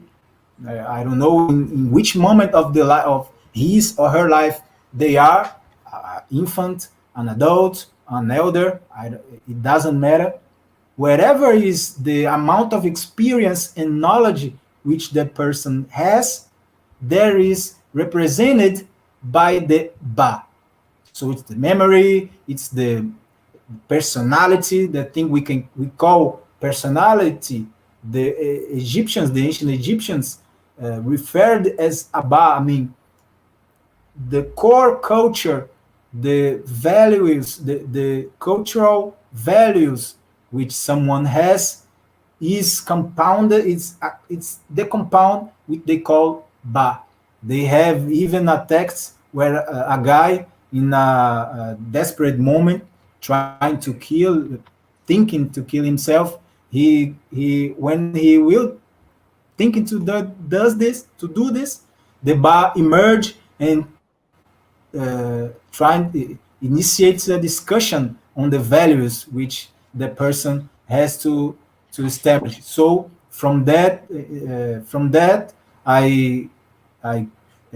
Ba, you can call it the personality, the memory, and things like that. The Ib is, I already said, it's the reason, the mind, the intelligence. The Ka is more, it's a more broad concept, is a thing more broad, which deals with the life itself, the energy which keeps us alive, the nutrition, the relationship with us and with the world itself, because the Ka, all is the Ka, all the reality has the Ka. So the wherever the behavior you wanna do, whatever you wanna make, you need to check if you are if that action, if that behavior is in the best interest of the Ka, meaning of the reality, to maintain reality flourishing, to maintain reality in a good state. And another principle is the Ren, which we can call it as not just the personality in aspect of who we are from the moment we emerge to the world, but what place we have in our culture, in our society, what relationship we had with our brothers, with our mothers, with our family, with our people. Not just that, the reputation itself is the Ren. Your name carries on your reputation. So it's a external memory, while the Ba is an internal memory, the internal record of the life of the person until that moment. The Ren is an external record of that person, if I can say that. And the other, let me translate it. Eu estou falando aqui de um lado, que nós temos aí a bússola, eu fiz 2 bússolas, mas talvez elas vão emergir em uma só, por enquanto não tive tempo de fazer isso, de saber como é que elas se relacionariam. Mostrei 4 pontos cardeais essenciais, com certeza tem mais, mas eu não tive tempo de apresentá-los e de organizá-los, então eu preferi trabalhar com aquilo que eu tive certeza a partir da minha pesquisa. E aí, de um lado, tem uma relação que é muito mais interna, a relação harmoniosa, e aí é a bússola de Maat, é uma relação harmoniosa entre os elementos internos da pessoa consigo mesmo, e aí eu elenquei 4 elementos, o Ba, e aí esse Ba é o que a gente poderia traduzir aqui como a memória, todas as experiências que a pessoa teve, ela fica, esse conjunto de experiências, a personalidade, né, aquilo que a pessoa aprendeu na cultura, os valores culturais, são esse composto que os queméticos, os povos antigos egípcios, chamavam de Ba. Isso é de tal forma que, por exemplo, tem um texto que é chamado A Conversa com Ba, que é quando o homem está num momento desesperado da vida, tentando cometer suicídio, e aí é quando essa realidade emerge e começa a falar sobre o que ele deveria valorizar, né, ao invés de cometer aquele ato. Então, a gente está falando de valores culturais, então isso é o que a gente poderia chamar de Ba. Mas não tem tradução, acho que é importante não traduzirmos. O Ren, em traduz como nome, é o que eu chamo de o registro interno. Né? Se, por um lado, o Ba é o registro interno das experiências, da cultura e do conhecimento daquela pessoa, o Ren é o registro externo dessa pessoa. Tem a ver com que papel social essa pessoa teve, desde o seu nascimento até a idade em que ela se encontra no momento da avaliação, a reputação dessa pessoa, enfim, as coisas que essa pessoa fez ou deixou de fazer, é um registro, uma memória externa dessa pessoa, e isso compõe a personalidade dela, compõe quem ela é. De outro lado, nós temos aqui o Ka como um dos pontos cardeais, e aí o Ka é um aspecto muito mais amplo, porque ele não está limitado a só a pessoa, toda a realidade tem o Ka, na medida em que o Ka ele pode ser traduzido, dentre outras coisas, como a energia vital, a nutrição, a vida ela mesma. Então, a ação da pessoa tem que estar preocupada, a pessoa que está nessa barca tem que estar preocupada em que lugar ela está, desse ponto cardeal, e aí sempre ela tem que tentar aí se equilibrar nessa bússola para poder chegar àquele destino final, que é o Aket. Então ela tem que se preocupar em todas as ações em manter, agir de acordo com os interesses que mantém a realidade numa boa condição, não é para destruir a realidade. Então a gente vê a importância desse conhecimento para hoje. A gente chamaria hoje de ecologia e coisas do tipo, mas a gente já via isso sendo trabalhado há 6.000 anos, antes da Era Comum, né? 6.000 anos. E, por último, aqui, o conceito de IB, que a gente poderia traduzir aí livremente como inteligência, razão, pensamento, coisas desse tipo. The other aspect of the compass... Quickly, before you move forward, I just want to share with the listening audience.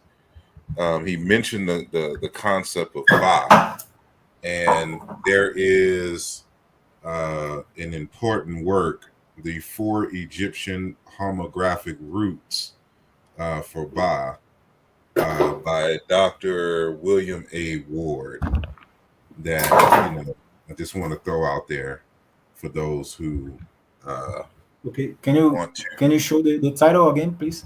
Ele está mostrando um livro aqui, um livro importante de um autor, William Ward, que é as 4 raízes homográficas egípcias, B3. E aí, uma delas ele tem o Ba, é uma raiz linguística, e aí ele é um trabalho de linguística etimológico sobre esse conceito que eu falei agora. Okay, brother. Okay. That's all. Okay. So a minute, please. Could you give me just a minute, please, because I have something real quick to deal with. All right, no problem at all. I'll be quick. Eu vou resolver uma coisa aqui que eu volto já rapidinho. And while he is doing that, I'm going to need each and every one of you who are listening to this program to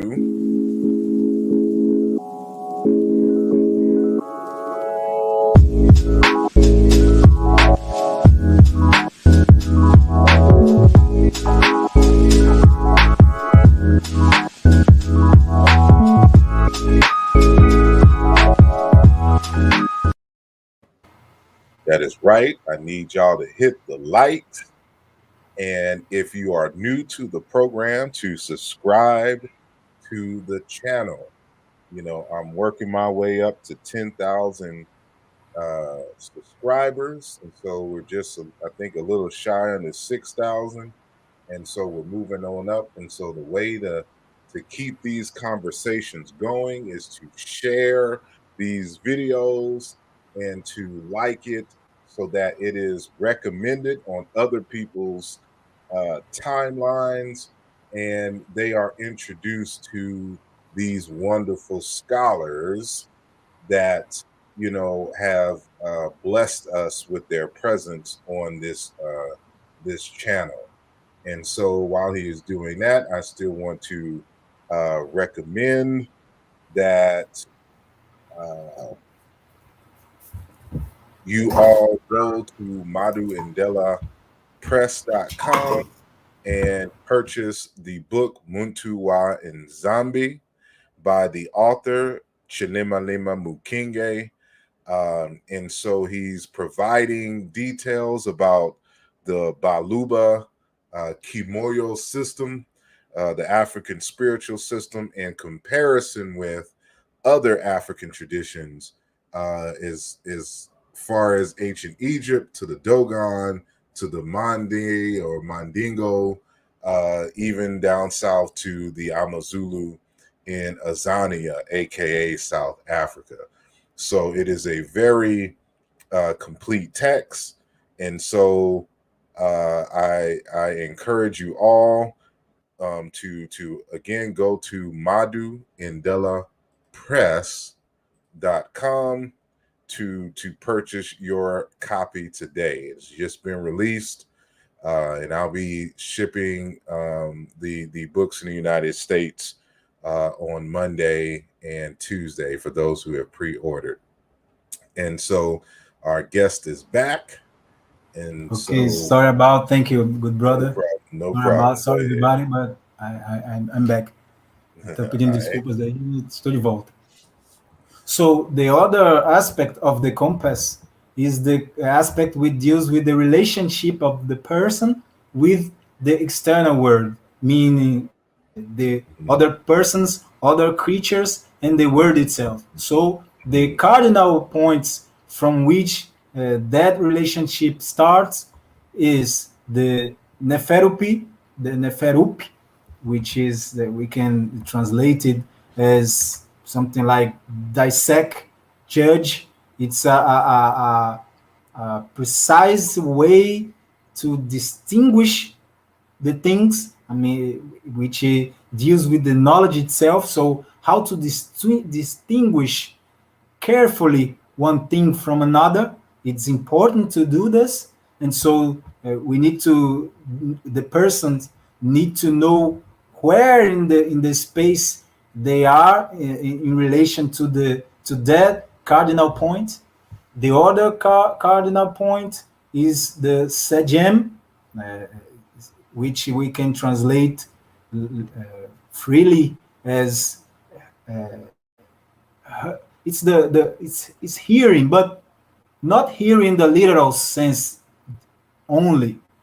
The text speaks of hearing in a way which you can understand the things that are heard, or the things which present to you are presented to you, not just know that you are before something, not just comprehend that you are before something, but being capable to replicate. Her, the Sajem, the disciple with Master Sajem, is capable to reproduce that which is teaching to him, what that which he is learning. Somebody which deals with the knowledge and don't do the thing which they learn that is good doesn't have Sajen. So the person had to know where they are in the space in relation to that cardinal point too. And another cardinal point is the Medut Nefert, or just Medut Nefer, which in freely translate as good. I mean, good word, but it's not good words in the sense that it's beautiful, but it's a appropriate way to organize the information. I mean, our information, the Egyptians had the notions that the knowledge was stored in a linguistic way. So they said that the persons need to organize that knowledge, organize all the linguistic content in a appropriate way to be used. So that concept we can translate it. It's not possible to translate. So I prefer to use Medu Nefer or just Medut Nefer, because it's not the way we talk, but the way we think. It's a certain way from which we had to organize information. I will need an extra pandemic or alien tax so I can get some extra time to think. Sorry, catch. We like to talk about a lot. I'll be fast. I'll be fast. I'm just finishing. Miquete tá falando aqui que vai precisar de mais uma pandemia para poder acompanhar os vídeos, que é muito longo. E aí eu tô dizendo a ela que a gente fala muito mesmo. Mas que eu já estou terminando aqui. The last one is the Akedu, Iked, which deals with the character itself. So, besides there another relationship with the word, the character, the way which the self, the person is structured, is a cardinal point. If the person don't doesn't care of his character. It's impossible from them to get to the CAD condition, the AC condition. Falando aqui que o segundo aspecto tem mais a ver com a relação externa da pessoa com o mundo, né? E aí isso significa tanto outra pessoa quanto outras criaturas como a realidade. E aí, nesse sentido, existem alguns pontos cardeais. Um deles é Neferupi, que a gente pode traduzir livremente como julgamento, juízo, realmente é o modo racional de pensar, saber diferenciar uma coisa de outra. Então, é o conhecimento no sentido estrito de saber distinguir as coisas para poder, né, enfim, saber diante do que se está. Sedem, que a gente poderia traduzir literalmente como escuta, mas não é simplesmente escuta, escuta no sentido de compreensão, e aí compreensão no sentido de ser capaz de replicar o que se compreende. Um outro conceito, uma outra noção, um outro ponto cardeal é Medu Nefer, Medut Nefert, que é uma forma apropriada de estruturar essas informações na mente. Então, a gente tem uma ordem aí, que com certeza é lógica. Certainly, the Medut Nefert, it's about logic. And e por último, Ikedu, que é o caráter. Caráter também é um dos pontos cardeais que a pessoa tem que se preocupar nessa jornada. E aí, depending on where the person is, they are more to one of these cardinal points. So they use this compass to orient himself or herself to be in the final port, which is the ACK condition. Thank you, good brother. Appreciate it. Sorry for being so prolixous. Oh no. This is good.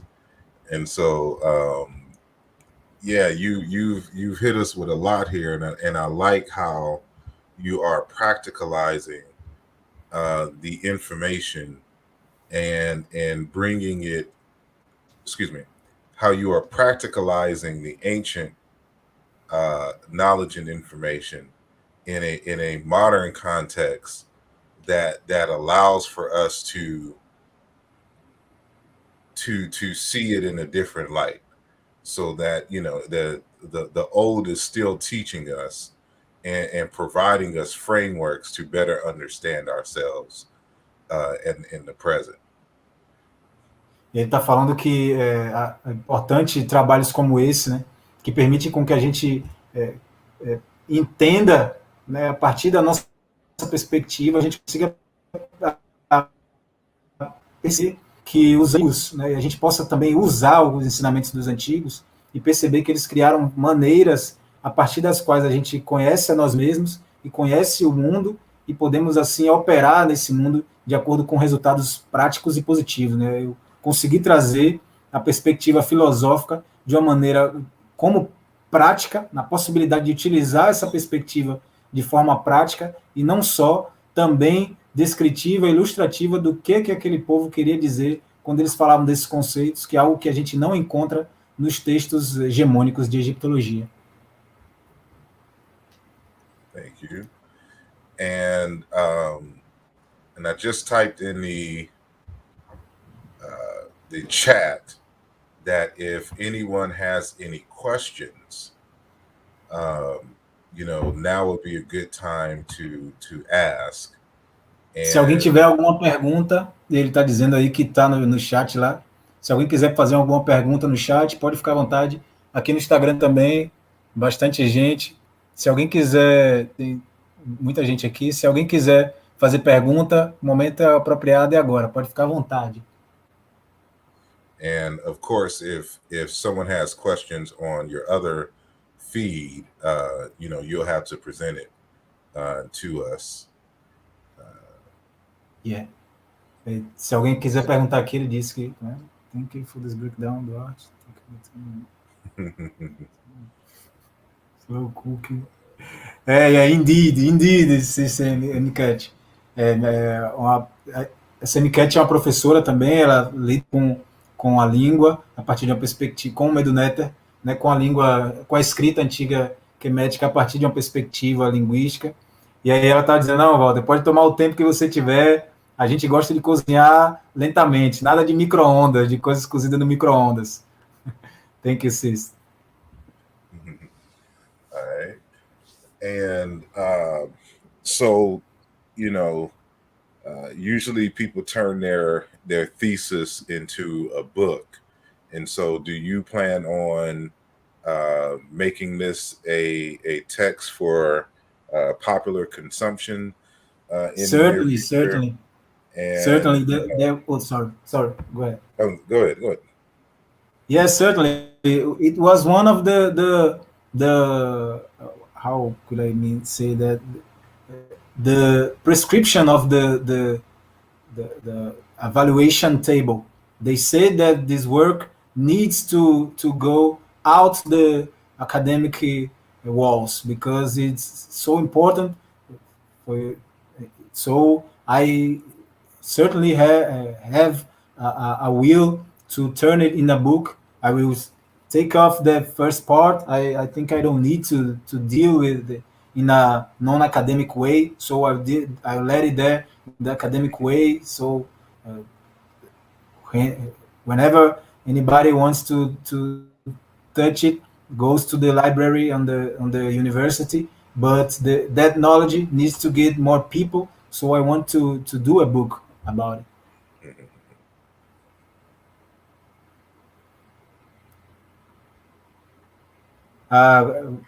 So we'll do it. We try it. We try it. Let me call it in the we have something happen maybe. You were breaking up just a little bit, at least on my end. So can you repeat what you just said?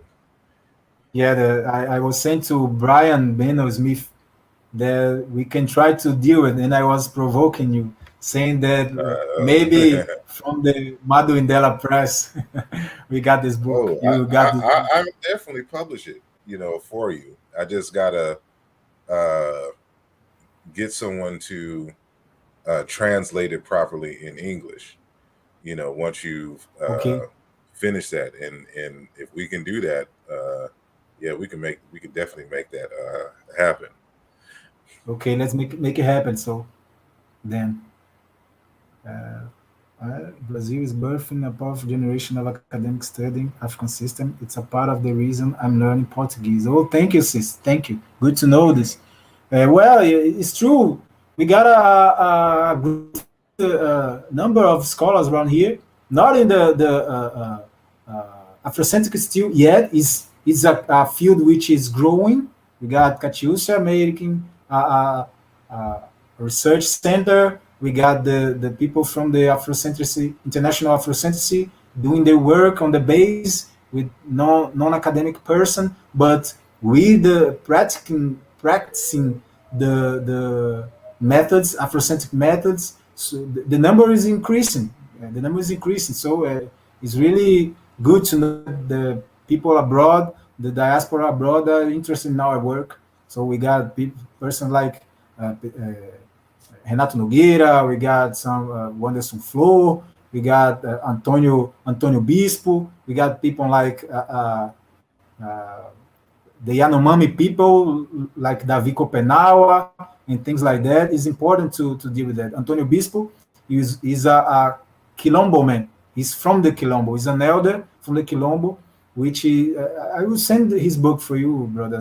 It's a great book speaking of how the people from the Quilombo perceive the world, how the world is organized from them. It's a beautiful book. It's a thin one, but it's beautiful, beautiful.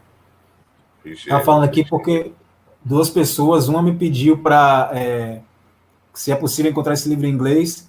Eu já provoquei a Sá aqui dizendo que se a gente pode publicar pela editora dele. Ele disse que com certeza. Então esse livro vai sair em inglês pela editora Maduin dela. E aí outra pessoa falou que está aprendendo português porque ela está vendo que estudiosos poderosos estão surgindo na língua aqui no Brasil.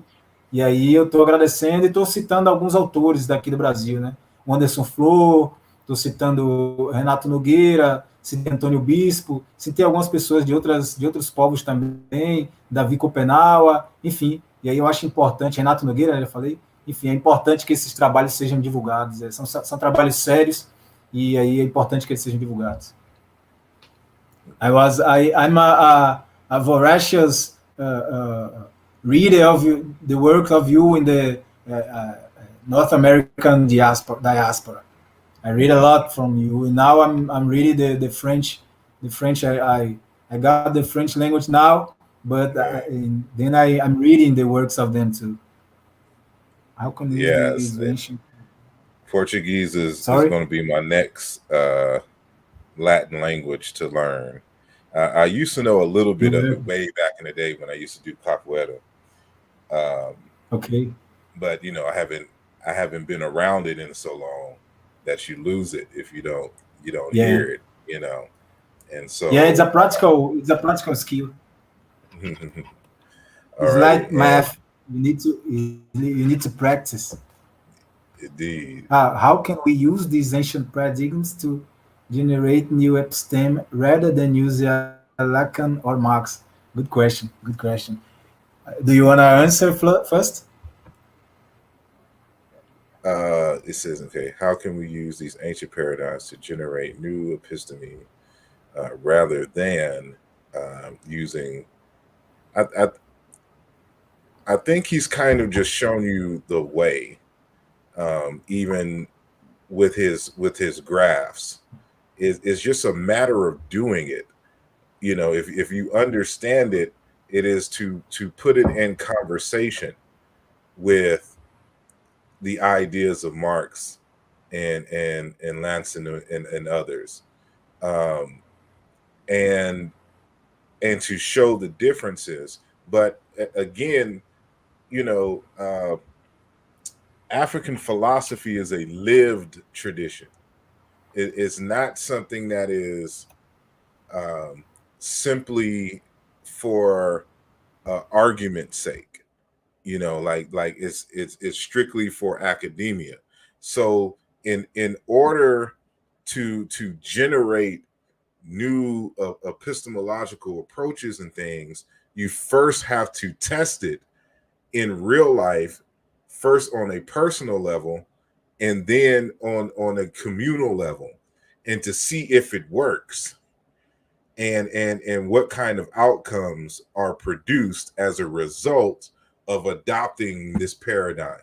And from the lived experience, I believe, do these new ideas come about, because you're experiencing the natural challenges of life that will force you to think of deep, rich philosophic solutions to in understanding of the causes to the problems to settle it. And I don't know if you would remember all that to translate, but Eu do a summary. Uma pessoa que perguntou como a gente pode usar esses paradigmas antigos para gerar novas formas de teorias de conhecimento, ao invés de Lacan, ao invés de Marx. E aí a Asar respondeu que, na verdade, eu já demonstrei isso, ainda que graficamente. Agora é uma questão de entender e praticar, né, levar para as discussões, para os debates com pessoas que já fizeram, né, que estudam Marx, que estudam Lacan, mostrar as diferenças. Né? E é importante ressaltar que a cultura africana é uma cultura prática, né, uma cultura viva, e que esses elementos são elementos realmente científicos que podem e precisam ser testados na realidade. Né? É possível que você pegue esses princípios e veja se eles funcionam ou não. Então é importante lidar com isso e pôr isso em prática. Before I answer and then you talk about the next question, I got one question here in the stream. May I speak? Okay. This is the same person, and this is kind of the second part to that question. Go ahead. So if you want to answer, so this was the first part that we read earlier. How can we use these ancient paradigms to generate new episteme rather than using Lacan or Lasson or Marx? And then they follow back with this. For example, Afro-pessimism makes a profound critique of psychoanalysis, but they still use Foucaultian and Lacanian semiotics or Lacan semiotics, which are based in modernity.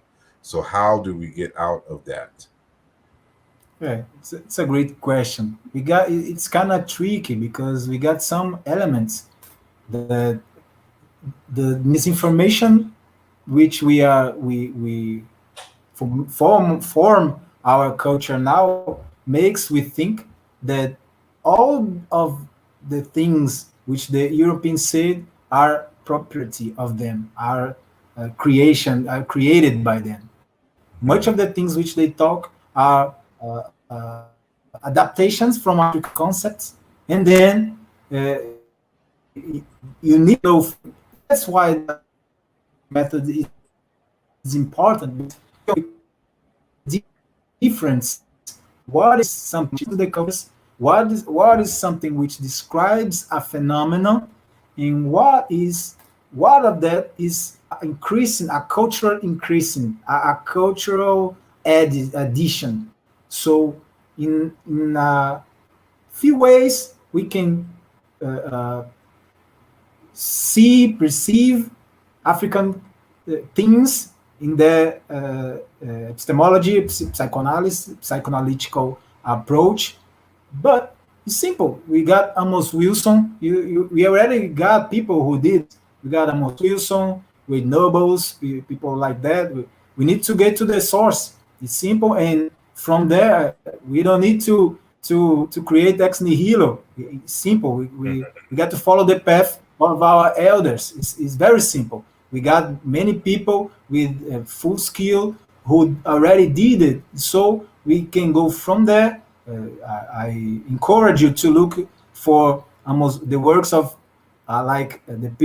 persons like Amos Wilson, Frantz Fanon. I mean, Wade Nobles. I mean, the number is almost infinite of persons who already dealt with the problem, and it's very practical. You can do it, and from there you can create another thing. Maybe if you are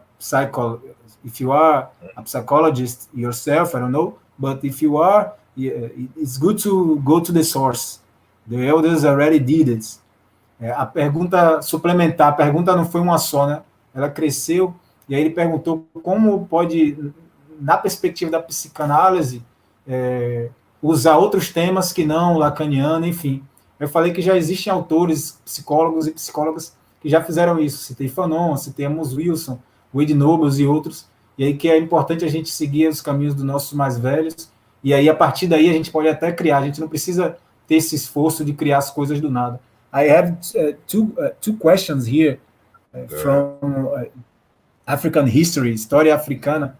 They asked, it's a great question. They made a sentence first and then a question. The sentence is, in Kemet, the technologies of the African people exists in to develop the humanity without destruct the environment. Contrary of the new Caucasian people. From that technologies, what left today in Africa? Oh, we can go to the Yoruba people, not just in Africa. We can that is the importance. I stress again the importance of the Afrocentricity as a method. From there, you can go to the other cultures in the continent or abroad and perceive what have left. Because first, we need to know the paradigm, and that is a problem around here, brother Asar, in Brazil, because we got still got some people, serious people, which talk things like the Yoruba has 10,000 years. I mean, we have people which doesn't accept Kemet as a paradigm, saying that the Yoruba people has 10,000 years. So it's just an allegation. I think we how like Kat said, we are slowly cooking that kind of thing, because we need to understand first what is the paradigm paradigma, né, from which we can establish to recognize what is African and what is not African. So the paradigm is Kemet. That's the paradigm. It's not necessary for me to become Kemetic again. It's not necessary for me to, I mean, we need to know that that is the paradigm. And from there, we can recognize what has left and what was lost. And it doesn't mean that we got to get back all the way, but we can, from there, improve our reality. Eu estava respondendo aqui que a essa pergunta, a história africana, eu falei, respondi o pessoal, agora eu vou responder a você aqui. Essa é a importância, obrigado pela pergunta, né? Essa é a importância da gente entender o paradigma afrocêntrico. Isso significa que, para entender esse paradigma afrocêntrico, a gente precisa entender qual é a base cultural, qual é a base da paradigmática do traço cultural africano, que é a partir dele que a gente vai conseguir saber o que havia antes, e aí quando formos pesquisar as culturas hoje, a gente vai conseguir perceber o que restou e o que não, o que foi ficado para trás. E aí eu falei a Asar que a gente está enfrentando algumas dificuldades. Por exemplo, uma dessas dificuldades, a gente tem pessoas que até são sérias, que têm mencionado, por exemplo, dizendo que os Yorubás têm 10 mil anos. E na raiz de tudo isso é só para não aceitar o Kemet como paradigma, né? Porque isso não tem qualquer sustentação científica. E aí tem gente da ciência, como se a ciência fosse, enfim. Então a gente está cozinhando, digamos assim, lentamente isso, mas é preciso que se entenda que Kemet é a base, é o paradigma, não foi quem inventou, mas são os registros mais antigos que nós temos. E aí, a partir daí, a gente pode reconhecer o que é e o que não é africano. Não para retornar completamente ao que era, mas para que a gente possa aprimorar a nossa realidade a partir do que é nosso, do que é de acordo com o interesse dos nossos povos. Obrigado pela pergunta. Thank you for I was saying and thanks the question.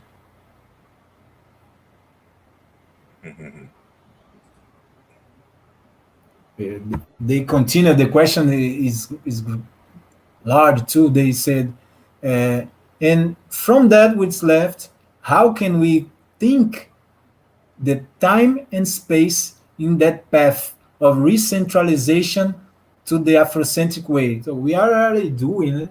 We are already doing it. It's just a question of patience and consistency and discipline. Aí a resposta é muito rápida, Gabi. Obrigado pela pergunta. A gente já está fazendo, irmão. É mais uma questão aí de paciência e de disciplina, consistência. O trabalho já está sendo feito, agora é cultivo, sabe? É no ritmo do cultivo. Cozinhando, como a irmã falou aqui, a gente cozinha devagar, não é cozinhar no micro-ondas, é cozinhar devagarzinho, no forno e tal. E cultivo mesmo, plantar, regar todo dia, que isso vai florescer, é certeza. Obrigado pela pergunta, viu? Forte abraço. Alrighty. I'm not seeing any more new questions. Let me double check Facebook. No questions there. Let me check Asar Imhotep page, just in case. Yep, I'm not seeing. Do you want to answer the question to them about the how can we draw the path of re-Africanization of our culture? How can we draw the? Say that again. I mean, he asked from there which is left. How can we think the time and space in the path of re-centralization to the Afrocentric thought? Well,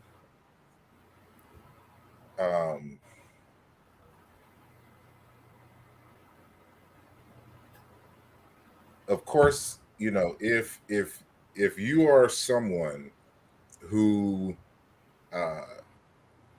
has, you know, been born in a colonial context,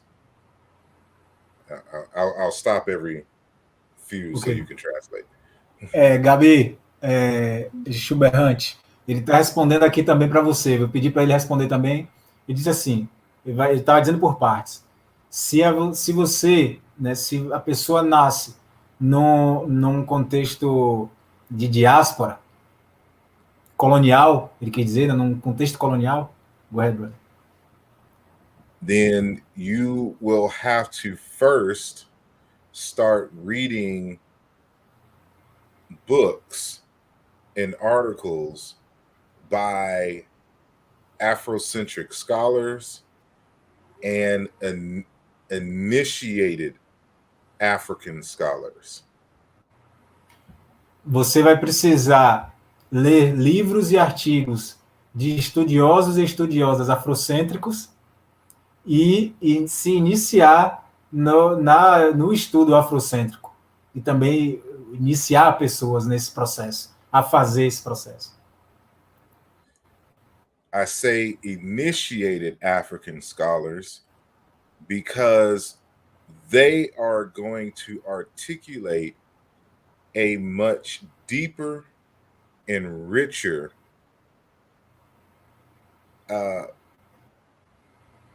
assessment of their own culture and worldview versus a Western anthropologist who is not connected with the people.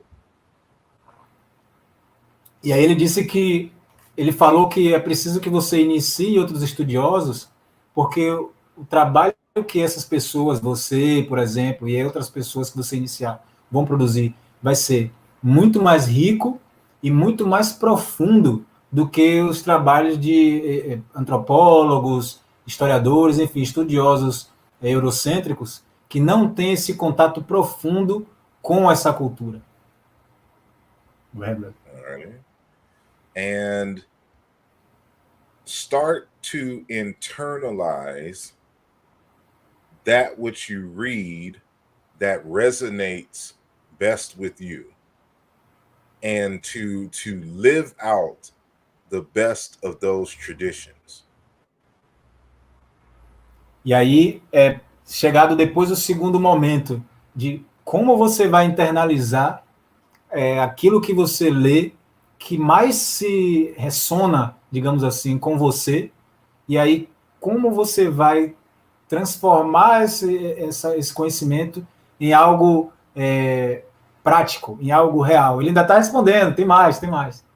Go ahead, brother. All righty. And lastly, if you have the opportunity, travel to Africa and to get initiated into one or more of the indigenous African spiritual traditions. E aí, por último, ele disse que, por último, tente ir para o continente africano para ser iniciado em uma ou mais tradição espiritual africana. Thank you, good brother. So go ahead. So the idea is to research as much as possible first, and then to find a people and a system that resonates with you, and try to establish a living relationship so that you can see how the people are utilizing it natively in their own culture. And this will help you to reorient, yourself back into the ways of knowing and being of African people. So you have it, academically on one hand, and then you also have the experience on another. And so you're able to merge it and reproduce it in your life and adjust it so that it suits your needs and supports your family and their evolution through time. E aí ele disse que a partir daí você e visitando, né, você procura depois qual povo e qual cultura ressona mais com você, tem mais a ver com você. E aí, nesse momento, com esse contato, você vai poder perceber internamente como aqueles conceitos que você estudou, que você pesquisou, são articulados pelo povo ali no momento em que eles vivem. E aí você vai conseguir combinar, né, o estudo acadêmico, o estudo científico com a vida, com vivenciar essa experiência. E aí, a partir desse casamento, a partir dessa fusão, você vai conseguir adaptar isso às suas necessidades do dia a dia e nas relações com as outras pessoas, e aí aprimorar a realidade, a realidade das pessoas que estão próximas a você, que têm contato com você, a partir disso. Yeah, that's So all I in have. that, for coincidence, you with that last part, you already answered a second question we got here because they, they were asking in the uh, in the matrix. Use this the word matrix. In the matrix, technology, science, and spirituality walk together. With the Western culture, we destroy the spirituality. Which are the paths to reunify spirituality, science, and technology? Well, we have to remember that technology is not a device, for example. It is a way of doing something. So that's the first thing that we got to understand. História Africana, obrigado pela pergunta. Aqui vai a resposta. Ele falou: primeiro a gente tem que reconhecer que tecnologia não é um dispositivo, é um modo de fazer as coisas, né? Esse é o primeiro ponto. Né? A gente precisa reconhecer isso. So the way that something is done, so we can, for example, we're communicating through a device, and that device is a way in which we can communicate through vastly long distances. But I still can communicate with you writing on a piece of paper and mailing it to you. You know, the pencil is just as much of a technology as the webcam now, but also language is technology because it allows us to articulate what's up in here to people, out there. E aí ele está prosseguindo falando sobre que tecnologia é um modo de fazer algo, porque, por exemplo, embora nós estejamos aqui nos comunicando a partir desse dispositivo que é a webcam, para nos comunicarmos em longa distância, a gente poderia também escrever uma carta e enviar pelos correios. Essa caneta, ela é tanto uma tecnologia quanto a webcam. Não só isso, a própria linguagem que nós utilizamos também é uma tecnologia. É com ela que nós conseguimos transmitir o que está aqui dentro, né, na nossa mente, né, para as outras pessoas. Então, primeiro a gente precisa entender de forma mais ampla o que é tecnologia.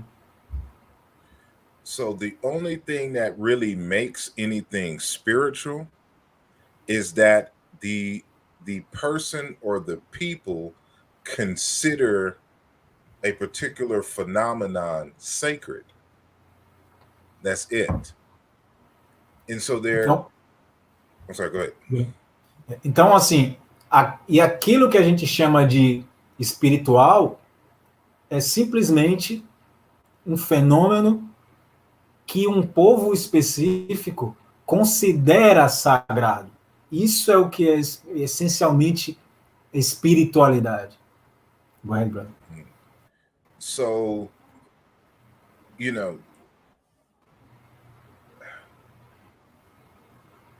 we gotta have a different understanding of technology, and to understand it's related to your technique, the way that you approach and solve a problem. Now, you're going to have to, in order to make it spiritual, you have to identify something as sacred. So if family is sacred, then the approach that you use has to make known the sacredness of family. Axé. You know. E aí ele está falando que é importante a gente entender que tecnologia é um modo de entender a técnica, é uma forma de abordar as coisas, é uma forma de resolver os problemas. Então, se, por exemplo, a gente considera a família sagrada, algo sagrado, existe uma forma de lidar com esse fenômeno família, existe uma forma de solucionar os problemas relacionados a esse fenômeno família. And so with that technology, the techniques that we use are supposed to solve human problems. So that's the first thing, that it has to solve a human problem. E aí, nesse sentido, tecnologia tem a ver com a resolução dos problemas humanos. Secondly, it has to strengthen or maintain good human relationships. Em segundo lugar, tem a ver com construir ou manter boas relações humanas. Fortalecer ou manter boas relações humanas. And lastly, I will borrow from Dr. Malana Karenga in his text on Ma'at.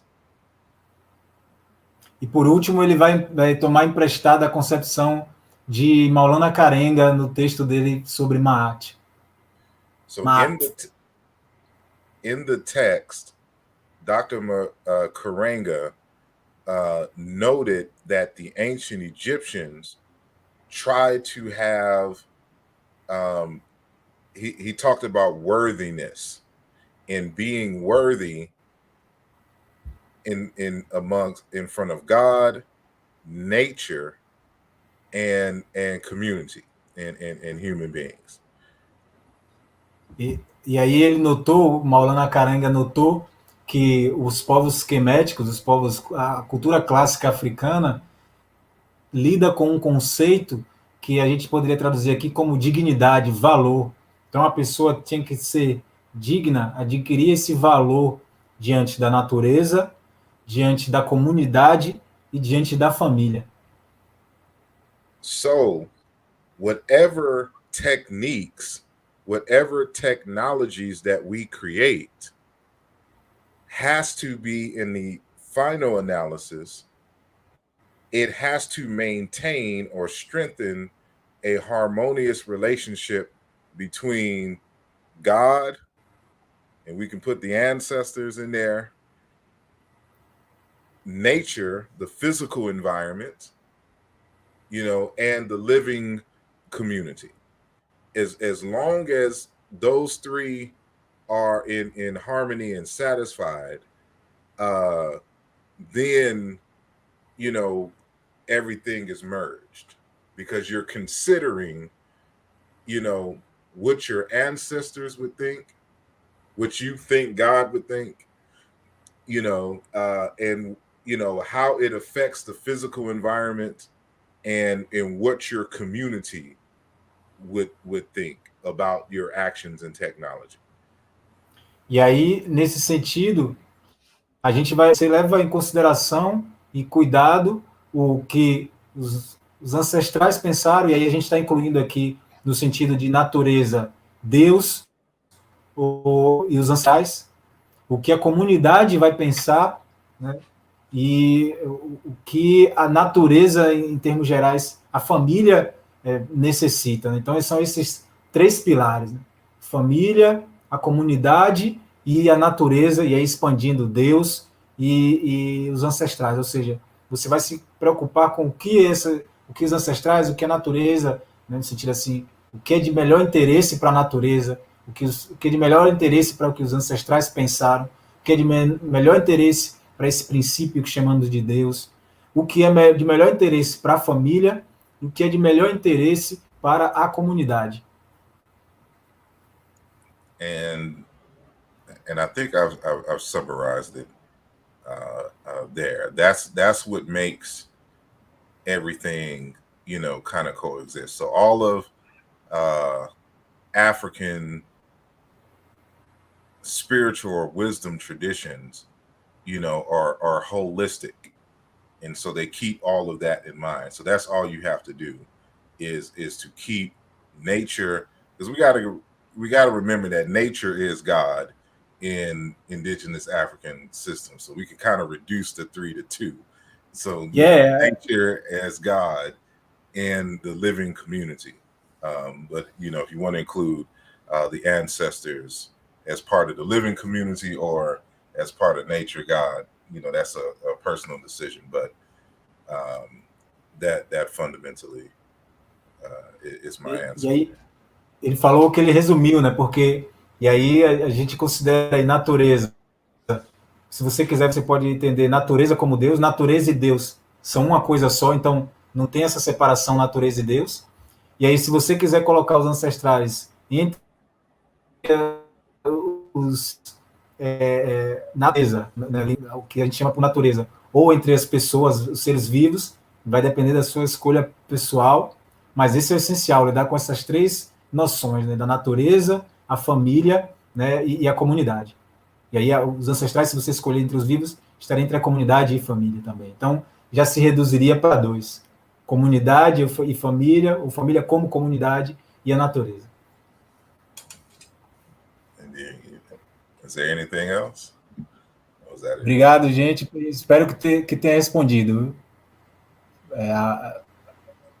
Axé a todo mundo que está aqui, Gabi, Franciele, Catiúcia chegou aí, mas acho que já saiu.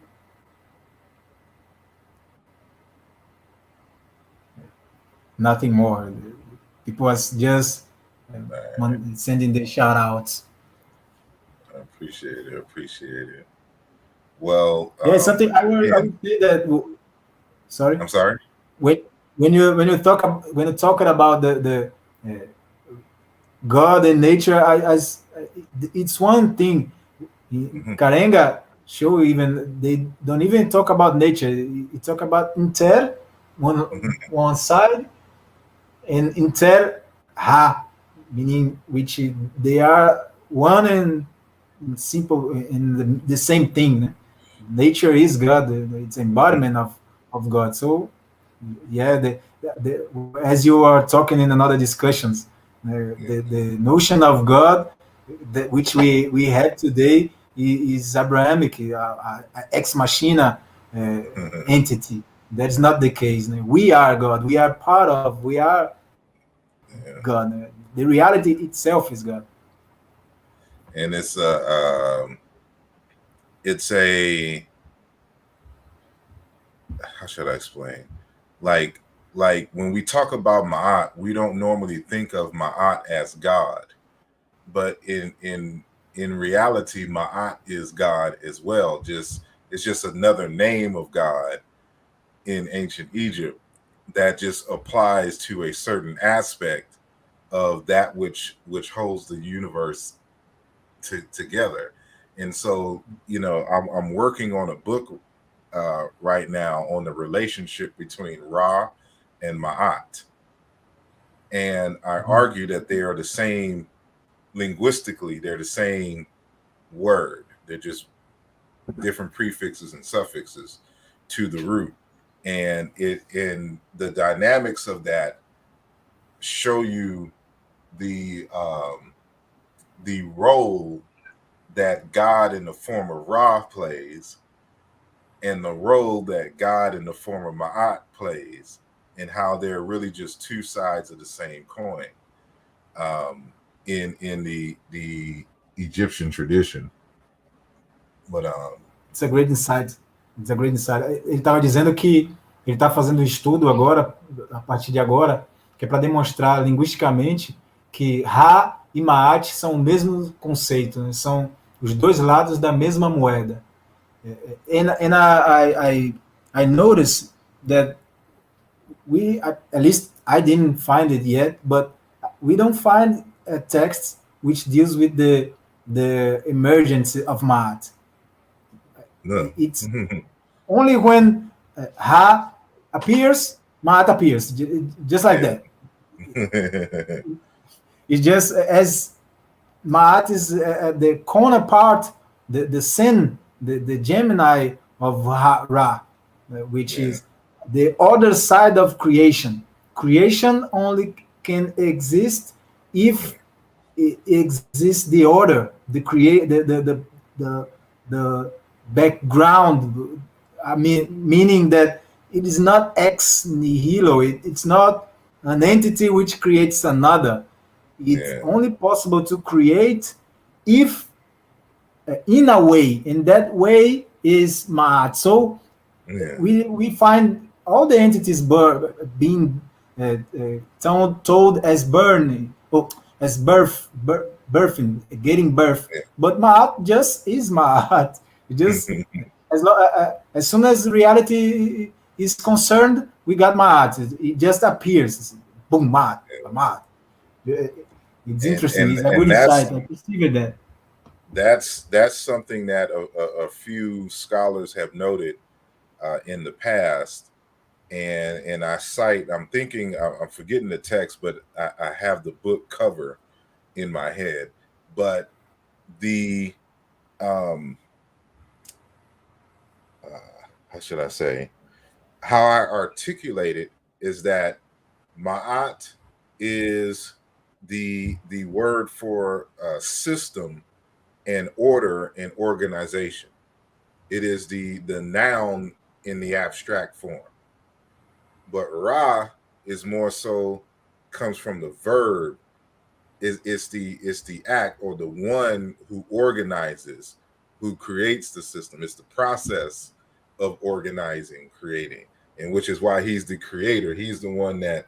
And so that's why it's important to understand the presentation that I did, for the future is ancestral. And when I'm talking about Ra is Kalunga, and and Kalunga is Ma'at, and so you'll find the word in other Bantu languages as Malungu, Mulungu, Imlungu. You'll see that the God itself is the one who organizes, but there's the noun form that without the agent prefix, that's just the abstraction of organization, of order, and from that same root, and that's how it's being used in these different African countries and African language groups or whatnot. And so you can't organize without the concept of organization.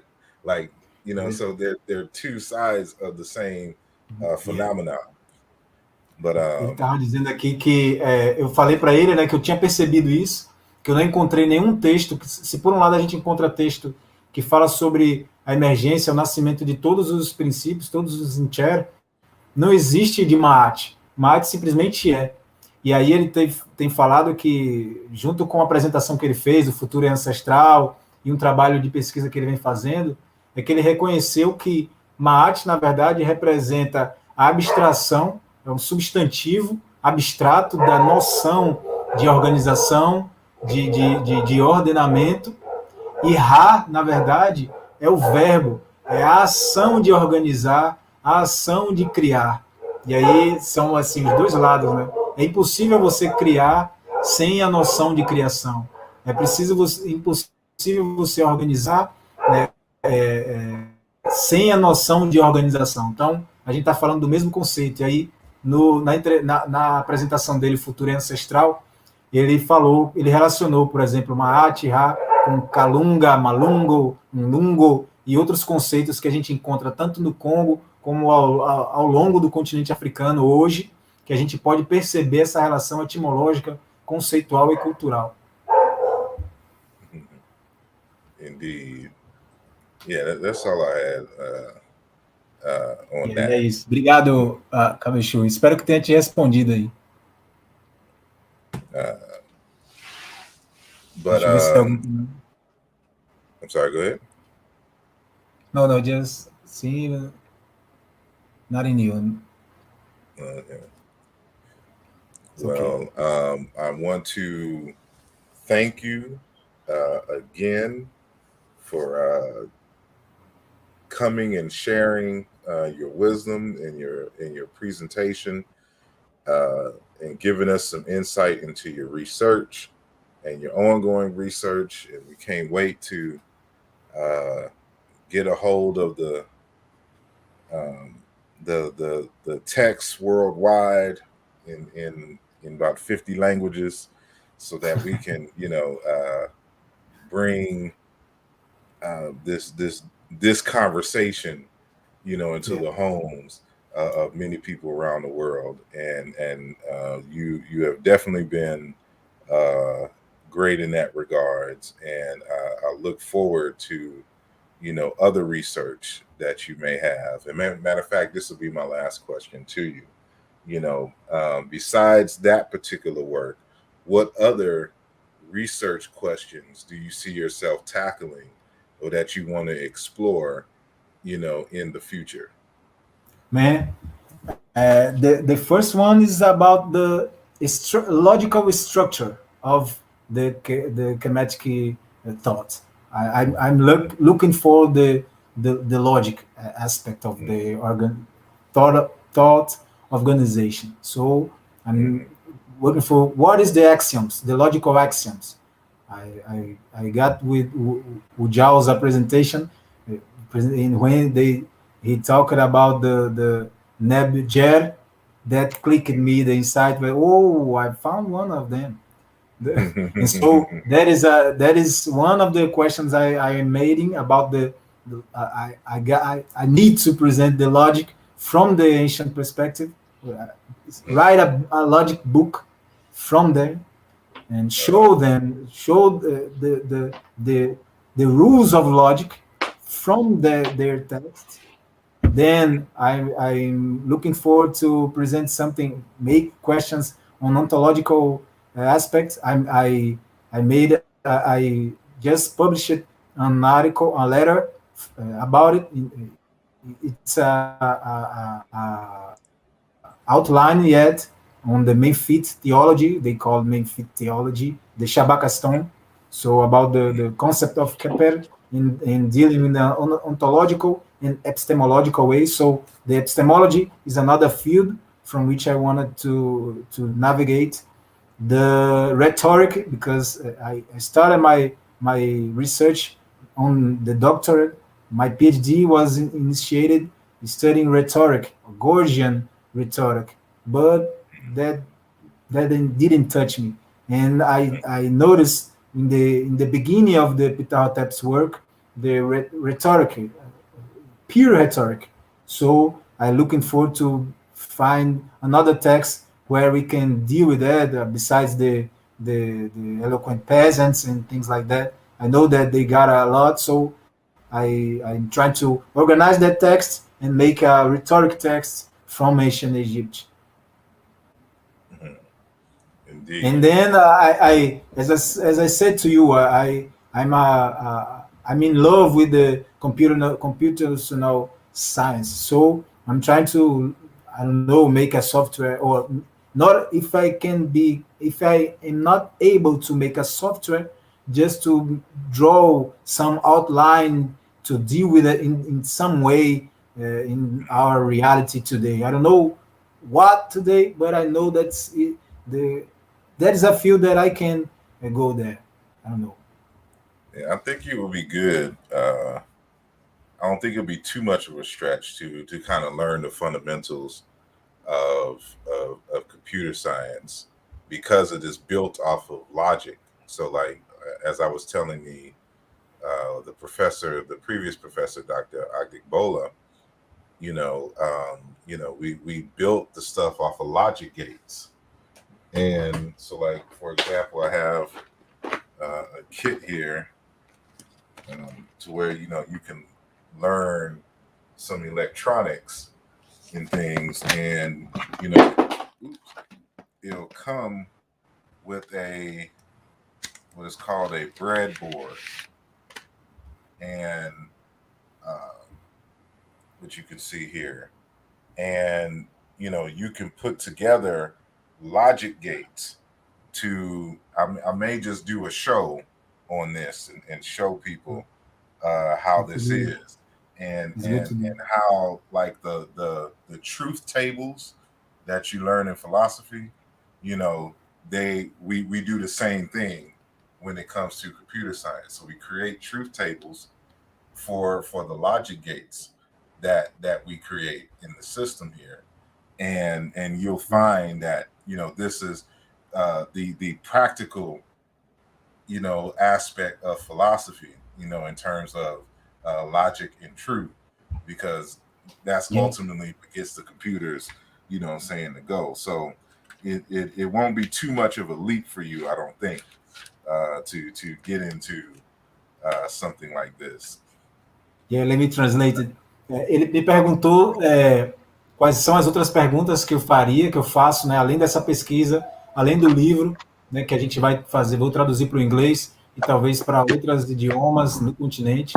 Ele falou sobre que outras investigações eu estou fazendo. E aí eu falei a ele que eu estou fazendo investigações em lógica, em epistemologia, em ontologia e em retórica. E aí ele disse que, e até em ciência da computação, eu pretendo encaminhar para a ciência da computação a partir da cultura clássica africana. Ele disse que isso é possível, ele vem fazendo um trabalho de estudo e de apresentação, de ensino também sobre isso, e ele apresentou uma tabela, um mecanismo, né, eletrônico que vocês viram, e aí ele mostrou que cada portão daquele, eu não sei, aí eu não sou da área de eletrônica, vocês poderem me ajudar com as nomenclaturas, mas cada gate, eles chamam de gate, né, cada portão daquele, cada transmissor daquele pode ser construído de uma forma similar ao que em lógica a gente aprende como tabela verdade. And another thing, brother, when I teach philosophy to non-academic persons, I use the example of the Indian girls, the wolf girls. I don't know if you're familiar with that. The two girls who were founded in India some time ago, 6 or 7 years of age, and they were among the wolves. They don't know what happened to their parents, but the children was created by the pack of wolves, and when rescued, they wasn't not capable to turn themselves humans. So one of them died a year from there, and another more 2 years or 3, I don't remember precisely, but but the only thing that she was capable to do was to be on 2 feet and spell some little words.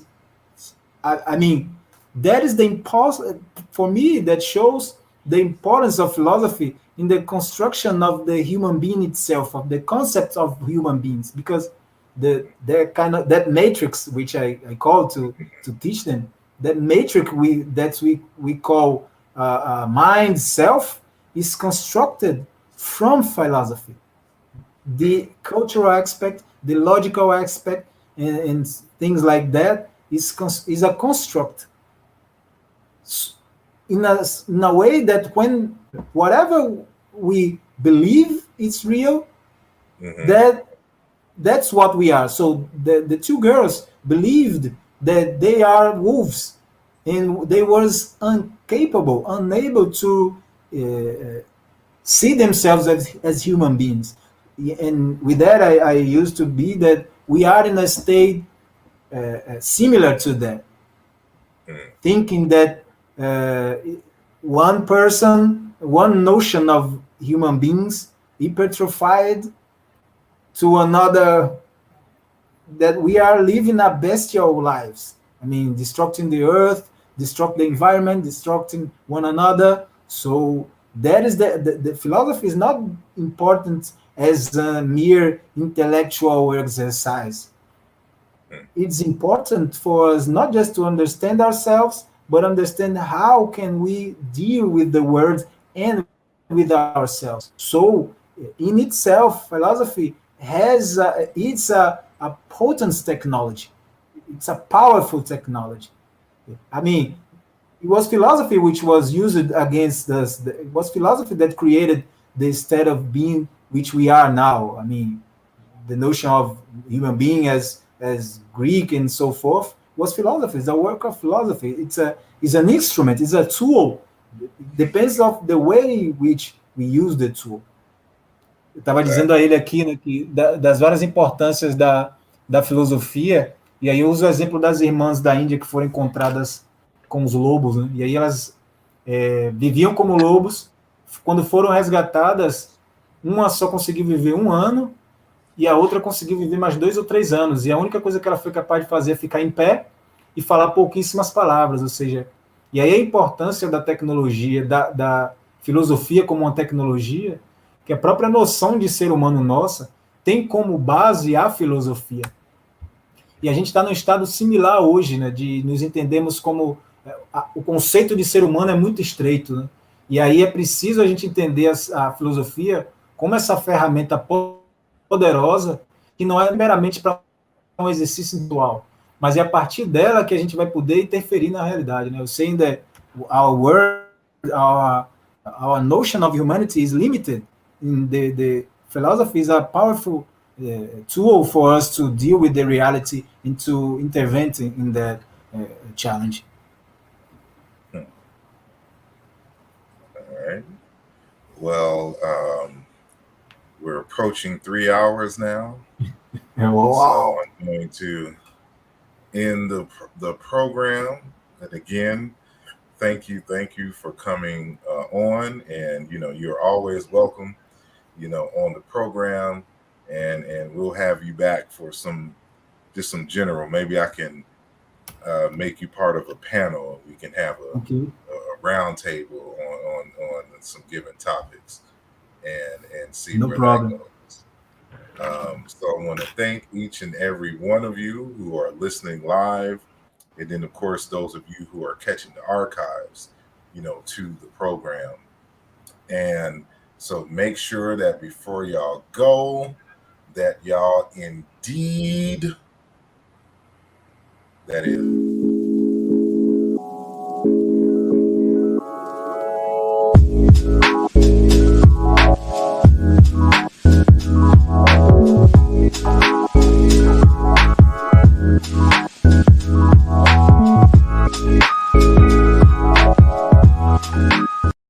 É da lógica em outros campos também.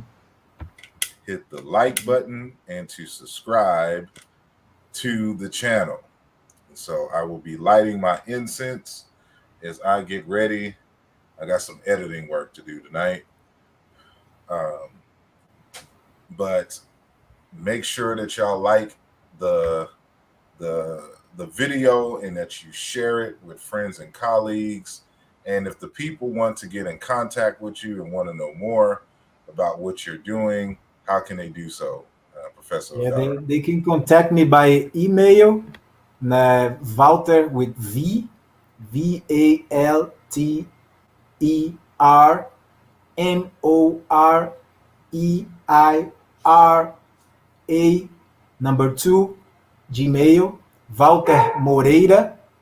Walter Moreira 2 @gmail.com, or through my Instagram page, which is Walter Duarte Odará. It's easy to find me. VAL.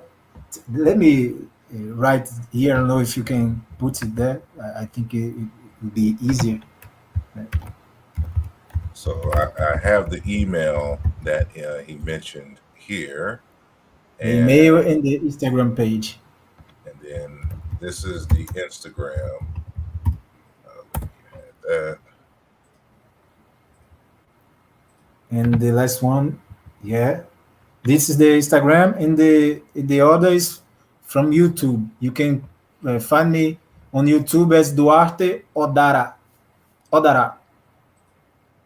So whatever you want, a question, commentary, I mean, trying to help with some advice. I don't know, whatever you can do it to improve the research, or any help you need to research, you can contact me. I appreciate it. I appreciate it greatly.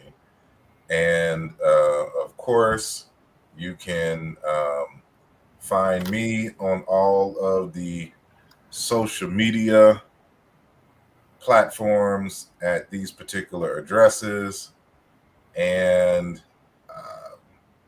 I forgot who the next interview is.